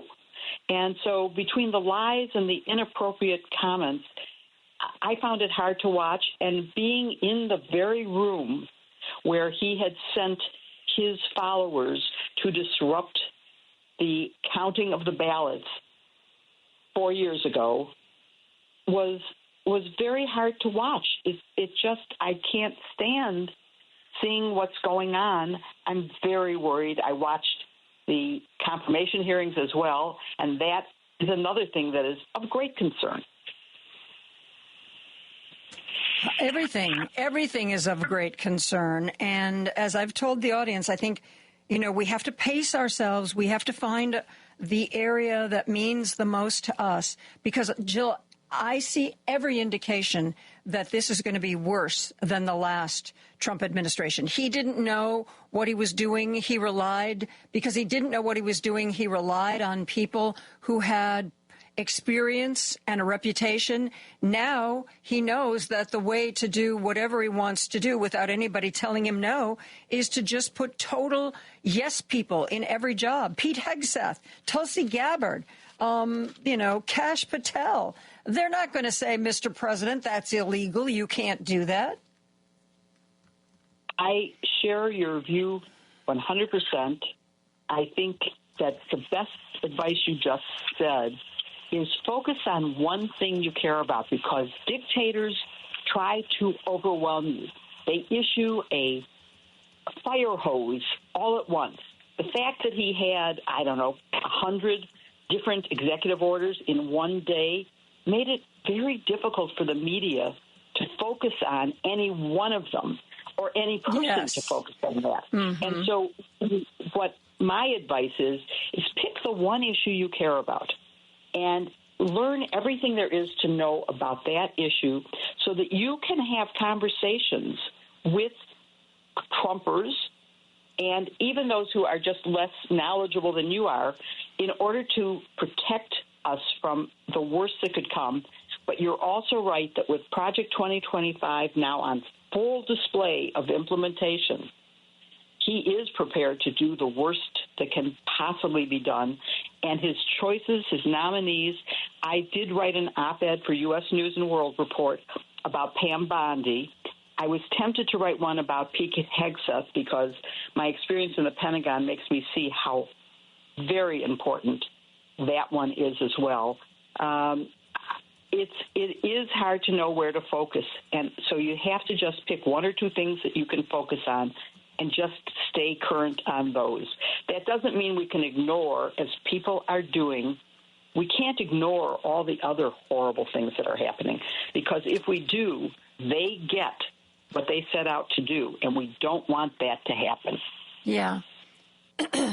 I thought that after we got rid of Matt Gaetz, I really thought Pete Hegseth would be the next one to drop out. But instead, in true Trumpian fashion, he doubled down and he was like, I am not quitting. And I would love to know the conversation that someone had with Republican Senator Joni Ernst, who made it clear at the beginning that she was revolted. She was disgusted by the nomination of Pete Hegseth. And now she has announced that she will vote for him. I think that means we're going to get Bobby Kennedy. I'm afraid that means we're going to get Kash Patel and that we're going to get Tulsi Gabbard. This whole John Thune, we're the Senate and we have to go through the proper chambers and we will interview these people. They're not going to. They're going to rubber stamp it. One of them even said, well, you might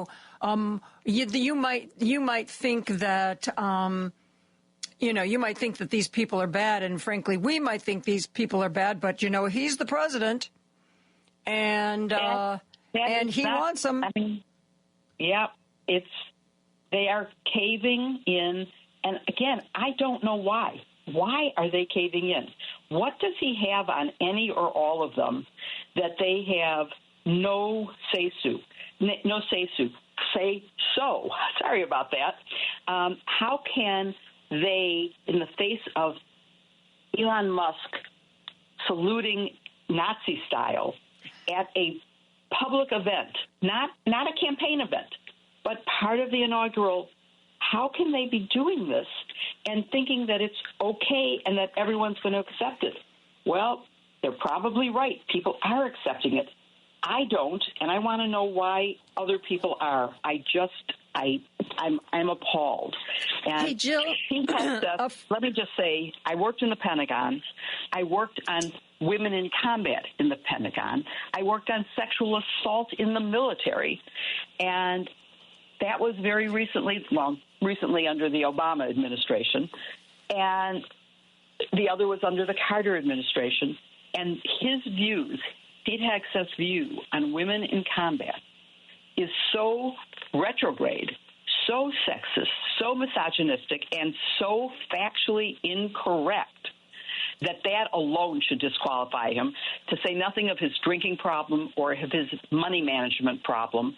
Those are things that you can't elevate someone who couldn't manage a small, not-for-profit, to heading the largest federal agency that we have, the Department of Defense. Jill, a girlfriend just sent me a breaking New York Times story that apparently posted about 20 minutes ago. I don't know. I want you know Washington and you know the atmosphere right now. So I want you to tell me if you think this is going to make a difference. Like I said, the New York Times posted this about 25 minutes ago. An ex-sister-in-law of Pete Hegseth's submitted a sworn statement to senators today that accused Mr. Hegseth, of course, the nominee for Secretary of Defense, of being so, quote, abusive, unquote, toward his second wife that she once hid in a closet from him and had a safe word to call for help if she needed to get away from him. In a Capitol Hill office this afternoon, senators were reviewing the affidavit from Danielle Dietrich Hegseth, the former wife of Mr. Hegseth's brother, which describes erratic and aggressive behavior by Pete Hegseth that caused his second wife to fear for her safety. According to a copy obtained by the Times, it also asserts that he frequently drank to excess, both in public and private, including one occasion she witnessed when he was wearing his military uniform.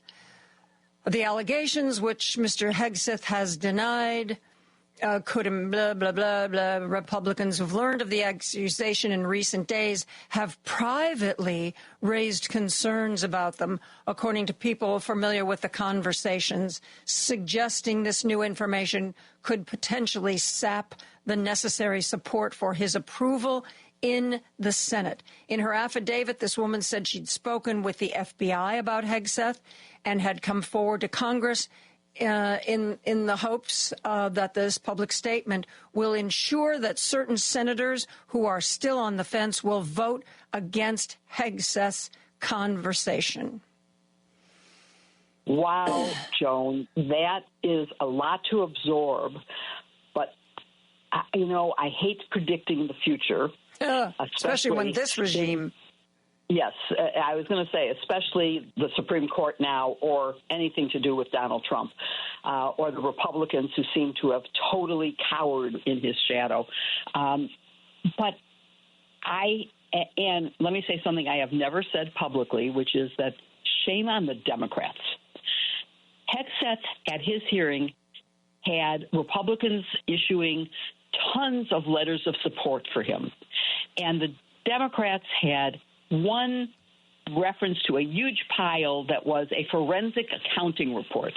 They did not have and did not call witnesses who would testify. They did not have his accuser of sexual assault. They did. Now, let me say, I understand why these women are afraid to come forward. And aside from the fact that she had an NDA that paid her to go away, so that's one reason. But also because I'm sure that they have been threatened. That seems to be the case based on Jane Mayer's reporting in The New Yorker. And so I understand fully why. And also, all you have to do is look at Anita Hill and Christine Blasey Ford and how they were treated when they came forward in similar circumstances. Both of those were in connection with a Supreme Court justice, but the confirmation hearing is the same thing as for a cabinet nominee. So I understand why they're not coming forward.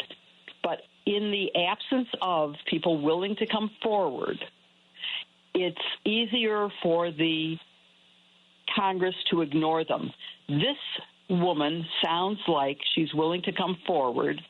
She is only a hearsay witness.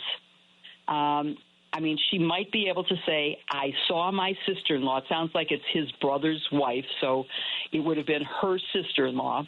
I saw my sister-in-law and rescued her from a closet. That would be pretty powerful. And I don't think it would take very much. There are some senators, including possibly Joni Ernst, who was already appalled by his against women in combat and against mothers. We need mothers, but not in combat. Well, hell, what about fathers? We need fathers, and we need both in combat. So you're giving me a little optimism that there may be this one person who's willing to testify publicly. And shame on the Democrats if they don't force another hearing. And shame on the FBI for not giving everyone these documents. And, you know, only the two top members of the committee have seen the FBI report. This is not normal, and I also want your listeners to know one other really important fact, which is that the FBI considers the president-elect their client and takes guidance from him as to who they can and cannot interview. That is not a legitimate investigation. Right. Unless the FBI follows everything where it leads, every piece of information they get, they are not doing the country the service of finding out whether there's something he could be blackmailed for that would hurt our national security. He is going to have the nuclear code. He can't be subject to either drunkenness, despite his promise that, if I get this job, I will stop drinking completely. And then when Senator Mazie Hirono followed up and said, if you are confirmed and if you are ever drinking on the job, will you immediately resign? And he refused to answer. Right. He refused to answer most questions. And he and Bondi were extremely rude to Senator Hirono. Bondi also to Schiff and to Padilla.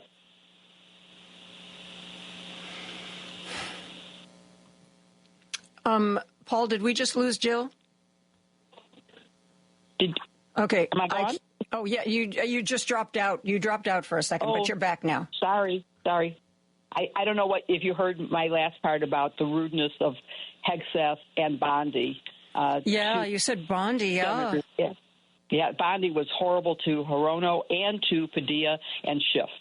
Talked over them, ignored their questions, showed, in my view, a complete disdain for the process and complete disqualification of someone who is qualified to be the Attorney General and to work in a bipartisan way. Yeah. Well, do you really think there's going to be anything bipartisan? No, I don't. But there are some things like the Intelligence Committee, which must be. And by the way, I think our Senator Duckworth did a great job on Hegseth. Oh, yeah. In questioning him about the members of the ASEAN and also some other military organizations he'd have to work with, and he couldn't even name the members, let alone would he be able to negotiate with them. I mean, she did a great job. Thank you. I mean, thank you, Senator.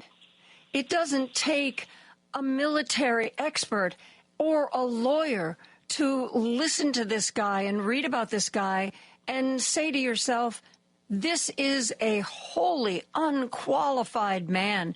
This man is unqualified to run another small volunteer group, let alone our military. Yep, it's all true. Imagine if you were a business person, would you hire him to be the CEO of a minor unit within your organization? And the answer is you wouldn't take that risk. And Donald Trump is going to get away with this. I unfortunately think, despite what I've written about Bondi and what I think about Hegseth, that both are going to be confirmed because that's what I saw in the questions from Republicans. And there just aren't enough Democrats to stop it from happening unless some Republicans defect. Both of them will be confirmed. Tulsi Gabbard, I don't know. And Kennedy Jr. has not been scheduled for a hearing, at least as of this morning when I checked. And so are they having second thoughts about him? I don't know. I don't know, but they should be about him, and they should be even more so about Tulsi Gabbard. Oh, yeah. Well, it was reported that privately there are some Republicans on Capitol Hill who will tell people privately that they think she's in so deep with the Russians that she might as well be called a Russian asset. Wow. But that's their private view. They won't say it publicly. They won't say it publicly. Yeah, because they fear the consequences. And with billionaires funding all of this, talk about a bad visual. I wasn't going to watch the inauguration because it was too repulsive, but I decided that someone has to watch it and someone has to tell other people what happened. And the visual of the billionaire tech bros sitting in front of the cabinet nominees, surrounding Donald Trump, saying, this is who we are going to be governing with, this is who's in charge, are these tech bros, was so disgusting. I can't even, other than saying, look at the photograph and see, is that what you want for our government? Do you want the tech bros in charge? That's what's going to happen. That's what it looks like. It's really sad. And then you look at who the cabinet nominees are, and honestly, okay, Marco Rubio flew through because he is, I may not agree with his policies, but he's sort of sane. I mean, he has caved into Donald Trump, having had an opinion that he was not so good when he was running for president, but he is definitely more sane than most of them, and more qualified than most of them. I mean, the Secretary of Education nominee, we haven't even mentioned her. She's not qualified, and she lied about her resume, but in a minor way. Sorry. I take it down. Let me just close it. Sorry. Had my TV on pause, and it decided it wasn't going to stay on pause. We're in for a really bad thing, and all I can say again is what you said. Everybody has to develop their own expertise in at least one subject. And I'm actually, I have a new show on YouTube called Just the Facts, which, of course, is one of the mottos of your station, because I think facts matter. Oh, yours is Facts Matter, which is, I believe, to be absolutely true. And I found an organization called News Literacy Project, and they have developed a wonderful training program to help middle and high schoolers learn to tell fact from fiction, how they can check the credibility of their news sources, and how they can double check to make sure what they're reading is really true. And I think that's what all of us, adults alike, need to know. It's basically critical thinking skills. And it's so essential in this era of no fact-checking, of people getting news from whoever posts on social media. It doesn't matter if they know anything. That's how conspiracies get started. They just write it, and then people repeat it. And, I have a friend who has 2 master's degrees who believes what she hears on Fox News, none of which is true. She still believes that there were suitcases of ballots that were stuffed in 2020, that there were machines that flip votes. We know that's not true. There's no evidence of that, but she doesn't believe that part of the story. She only believes that Donald Trump said it, and so it's true. God help us. God help us, Jill. Yeah, and I was reading something. I saw a social media post over the weekend that was like, they were quoting some statistics about the ability of adult Americans to read, and that how many, something like 50% of Americans in this country read somewhere between a 3rd grade and an 8th grade level. And the guy who posted it said, what this means, if you can't read, you have a great deal of trouble thinking critically. If you don't have the reading skills, you don't have the experience in evaluating this kind of stuff. So, back to, we don't teach civics anymore. I can verify my daughter-in-law teaches at a Chicago public school, And one of the real problems that she has is so many of the quote-unquote middle schoolers that she's teaching don't have the reading skills necessary to read the materials that she's supposed to be teaching. Wow, that it's sad and true. But my point is that even those who can read at, let's say, an 8th grade level, which should be sufficient to understand the world around you, they only read what is bias confirming their bias. Everybody's in their bubble. They're in their own bubble, and so they are acting on false information. They think that the election was stolen. They think that Donald Trump is going to help them, not the rich people. They don't know the truth. They believe that Hegseth is qualified. They aren't hearing about his drinking problem, about his management problems, about his sexual assault problems. That's the problem. They believe his denial. Oh, I'm innocent. Oh, I'll stop drinking. I mean, do they not know anything about Alcoholics Anonymous and that it is a lifetime commitment to go to meetings and stay clean? There's no answer to this except to say we all have to be vigilant. And frankly, I believe that for the next 2 years, the Democrats need to have a better message, not better values. I think the Democratic Party's values are precisely the right policies to match the problems that we're facing. But they're not communicating it through the right channels or in the right language to reach people at their emotional gut level and to convince them that Congress has to be changed.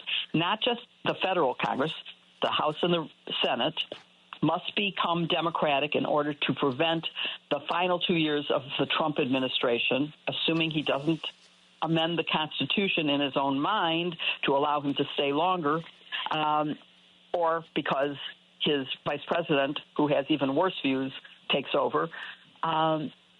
We need a Congress that will rebuff those bad acts. He withdrew from the Paris Climate Accord. Yeah. He stopped the electric car mandate, endangering all of our lives. He is trying to say that he has the power to change the name of the Gulf of Mexico and to eliminate birthright citizenship. These are ridiculous. They are ridiculous. Go after the Panama Canal. I think one of the things that I'm going to do after the dust settles a little bit is I'm going to say these are the things, the executive orders that he tried to put through. These are ones being challenged in court. And these are the ones where everybody's just laughing at him. Anyway, Jill, we're over our time. I got to go. Wow. Thank you so much for being here. Always a pleasure, my friend. My pleasure. I always enjoy talking to you, Joan. Thank you. Thank you for being so smart. Thanks. Bye-bye. Bye. We're going to be back with more after this. Don't turn that dial. A dangerous mistake to make. Joan Esposito, live, local, and progressive, returns right now on WCPT 820. And it is Tuesday, and we have Rich Eberwein here to bring us the latest news from Heartland Signal, our digital sister station to WCPT. Rich, how are you today? Doing well today, Joan. Just trying to stay warm in the sub-zero temperatures out there in Chicago. But it is a little brisk. These are the days where you break out the long underwear, Rich. It's a bit chilly, but we're doing our best here. So today you're starting with our good neighbor to the north, Wisconsin. Yep, that's right. So last week, Heartland Signal covered a flurry of moves that were happening in the Wisconsin state legislature. And so basically what happened was the Senate, or Democrats in the state legislature and the state Senate and state assembly introduced a package of bills to address financial struggles for working families. And this included a free school meal proposal, which is something that we've seen before, specifically in Minnesota. It was one of the many things Tim Walz signed into law. If this bill became a law, public schools in Wisconsin would offer free breakfast and lunch for all K through 12 students.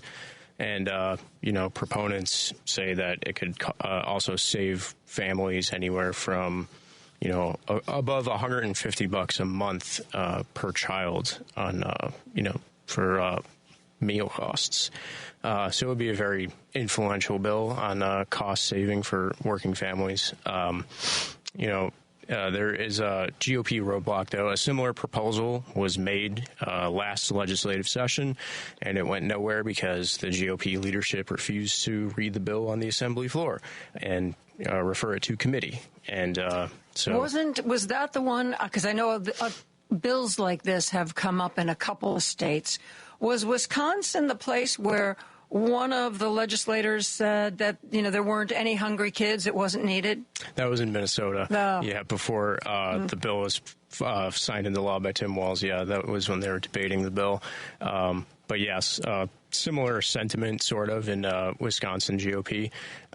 So I reached out to Assembly Speaker Robin Vos, who is sort of the, gatekeeper, if you will, on Democratic bills failing to get passed in the legislature.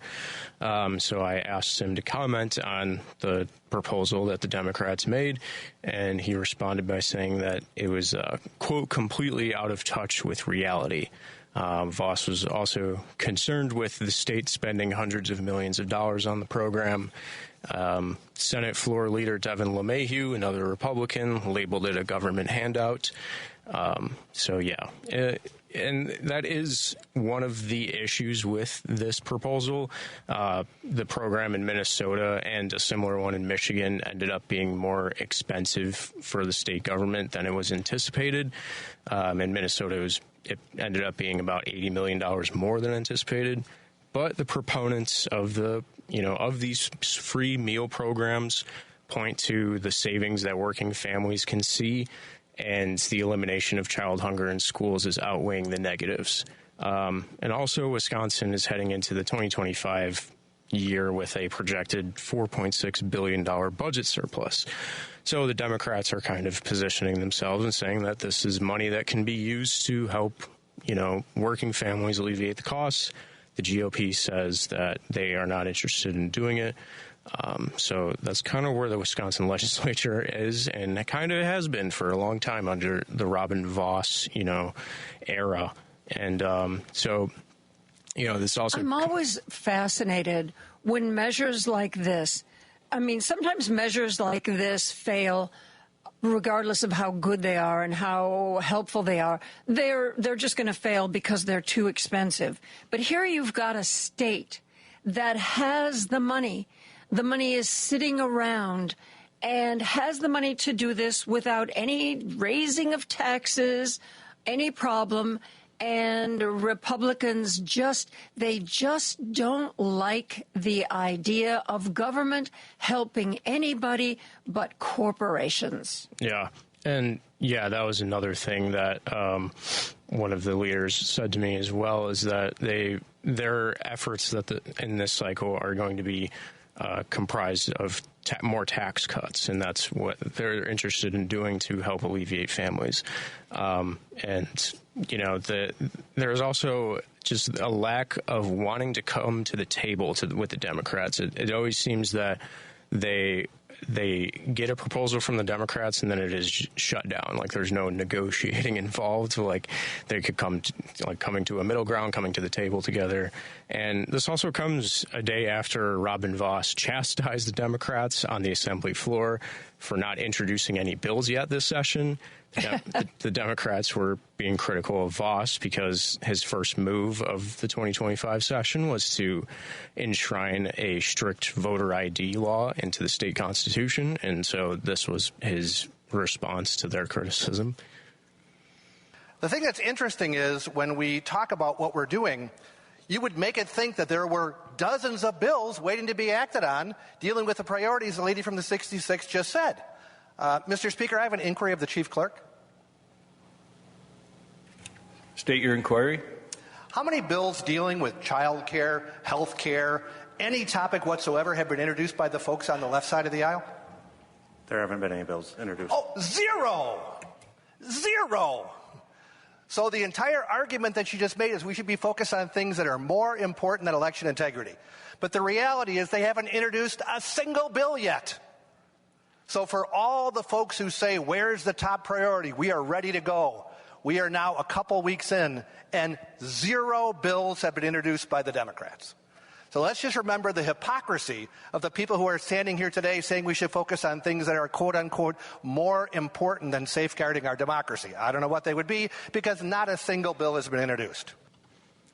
So now that there are bills, it's kind of the ball is kind of back in Robin Voss's court to negotiate in good faith with the Democrats. It doesn't seem like, from the statement that he gave me, that he is willing to do that. And for what it's worth, in the past, the Democrats have introduced plenty of bills on all of those topics that he was talking about. They tried to restore abortion rights, expand Medicaid, establish a paid family leave program, legalize recreational marijuana, and none of them were taken up by Robin Voss, who is the Speaker of the Assembly.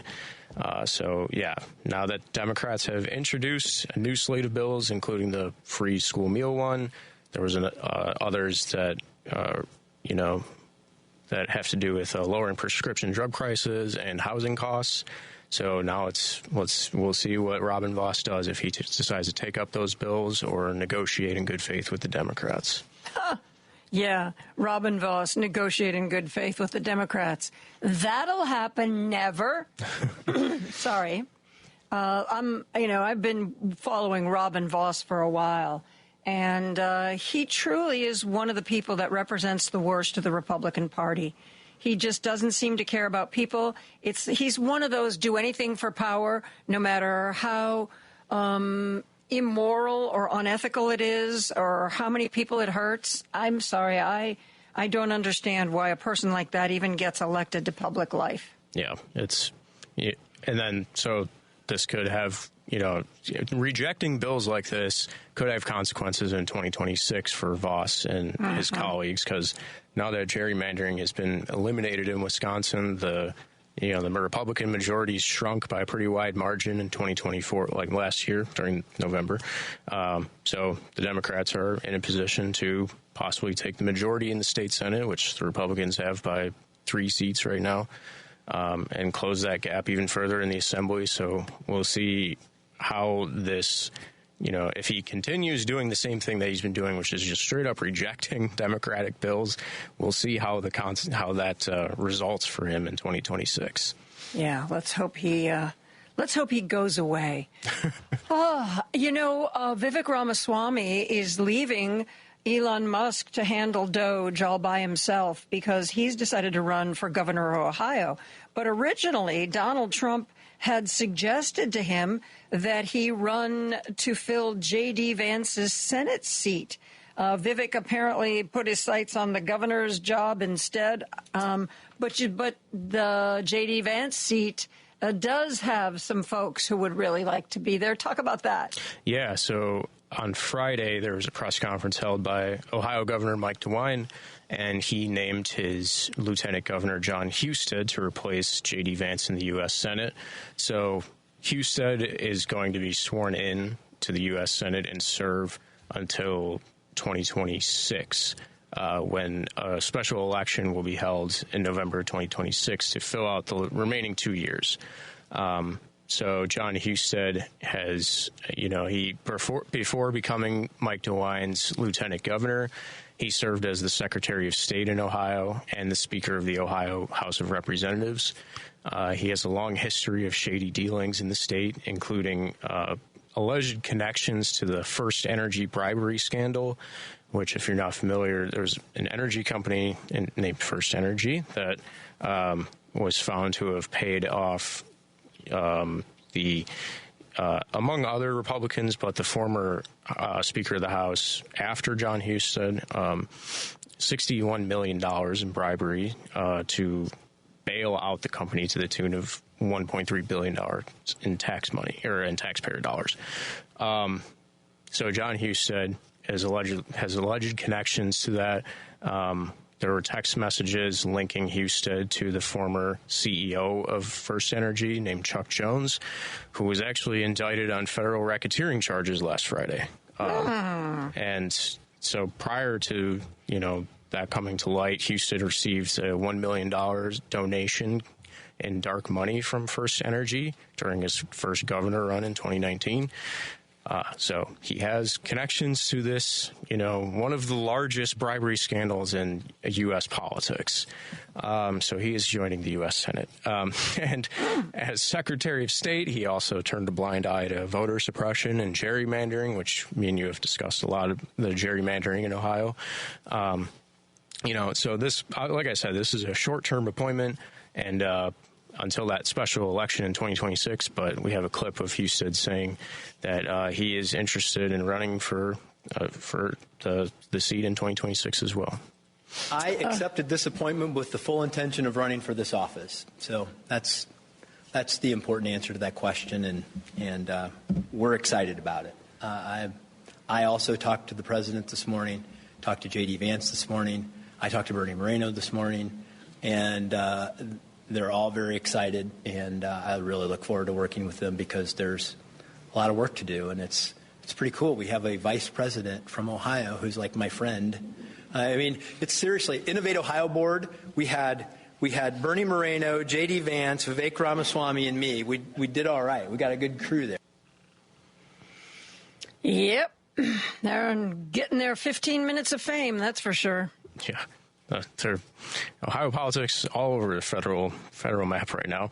And, Ohio is going to be one of those important states in the 2026 midterms. So in addition to this Senate election, the governor's seat will be up, Secretary of State's office, and the state auditor, which are all heavily involved with the drawing of legislative maps and, in turn, the gerrymandering problem in Ohio. So there's an opportunity there for the Republicans to see their power get turned around a little bit. Typically what happens in midterms where there's a Republican federal government, typically Democrats perform well in midterms where that is the case. So there is an opportunity there for the Democrats. Sherrod Brown and Tim Ryan are two people who have expressed interest in running for the Senate seat.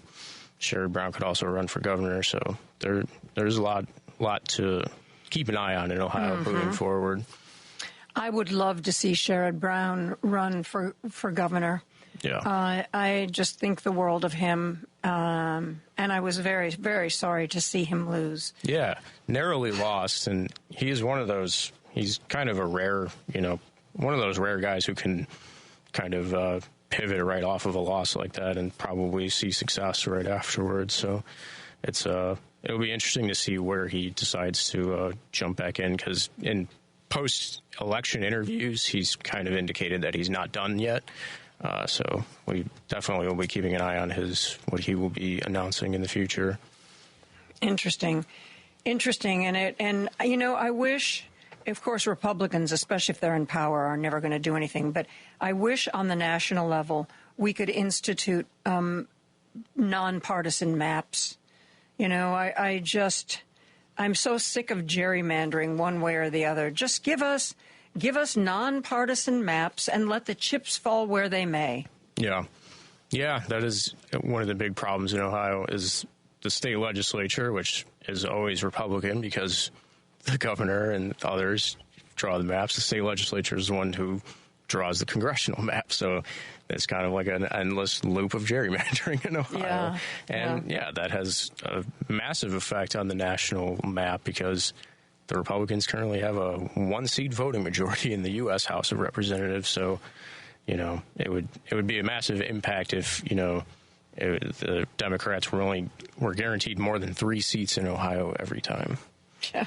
Rich, thank you so much. Thanks for the good work you do for Heartland Signal, and thanks for sharing your stories with us here. Absolutely. I'll talk to you next time, Joan. All righty. Take care. We are going to take a break. We're going to be back with more after this. Joan Esposito, live, local, and progressive on WCPT 820. Before I let you go today, I heard from Joe Brancatelli of the business newsletter Joe Sent Me at joesentme.com, and he had a couple of updates for us. Remember, we had talked about Real ID. That's that new driver's license that we're all supposed to be getting so that we have, more proof of who we are when we fly. It's got some special little hologram in the corner. TSA announced that absolutely after years of delays, it was going to go into effect this May. I believe it was May 7th. No more delays. You got to have it unless you're going to fly with a passport. Well, Joe wanted to update. He said TSA has now published the rules for how it's going to enforce the Real ID. And one of the options is not to enforce it at all. So they published the rules of how it should be enforced, but one of those rules is, well, maybe we won't enforce it. So we will stay tuned, as they say. And remember, I was asking him about this ETS, which is something that maybe in the next 6 to 9 months, something we're going to have to fill out online to be able to travel to the European Union. And, of course, after Brexit, the United Kingdom is not in the European Union, so they had created their own thing called ETA. And if you want to fly to London, if you want to fly to the United Kingdom, you need to do this ETA thing online. They have adapted their regulations. If you are just changing planes in Heathrow, you don't have to get it. In other words, if you're flying Chicago to London to Warsaw and you're just passing through Heathrow en route to another flight, you don't have to have this ETA thing. Before, the rule was you land here, you better have it. Okay? So that has gotten to be a little bit more reasonable, a little bit easier for travelers. Joe messaged me over the weekend, and he was like, this stuff has just changed since I talked to you and your audience. So please give your audience an update. You have now officially been updated. I don't know if I'm Real ID. It just sounds like such a pain. Like I said, and like Joe said, I mean, it's not easy. You think, oh, my driver's license is expiring. I'll just ask for a Real ID. Oh, boy. There's like a whole file of paperwork you have to bring. Last time I was there getting a license renewal, I was like, hey, can I get one of those Real IDs? And they were like, do you have this? Do you have this? Do you have this? Do you have this? And I was like, no. And they were like, well, then you don't get one. So you better go to, I don't know if it was Cyberdrive, Illinois. You want to go to the site that has all the information about driver's license renewal, because I'm telling you, it isn't intuitive and it isn't easy. Okay?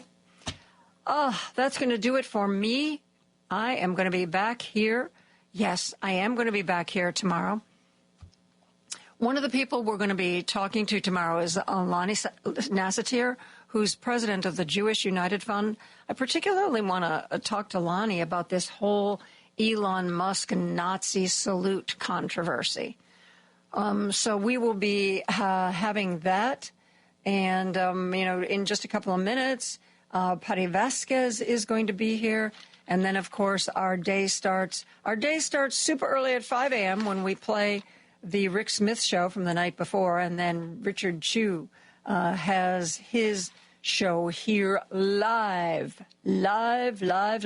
Oh, I just found out Patty's not going to be here. It's Ken Mejia Beal and Elliot Serrano again.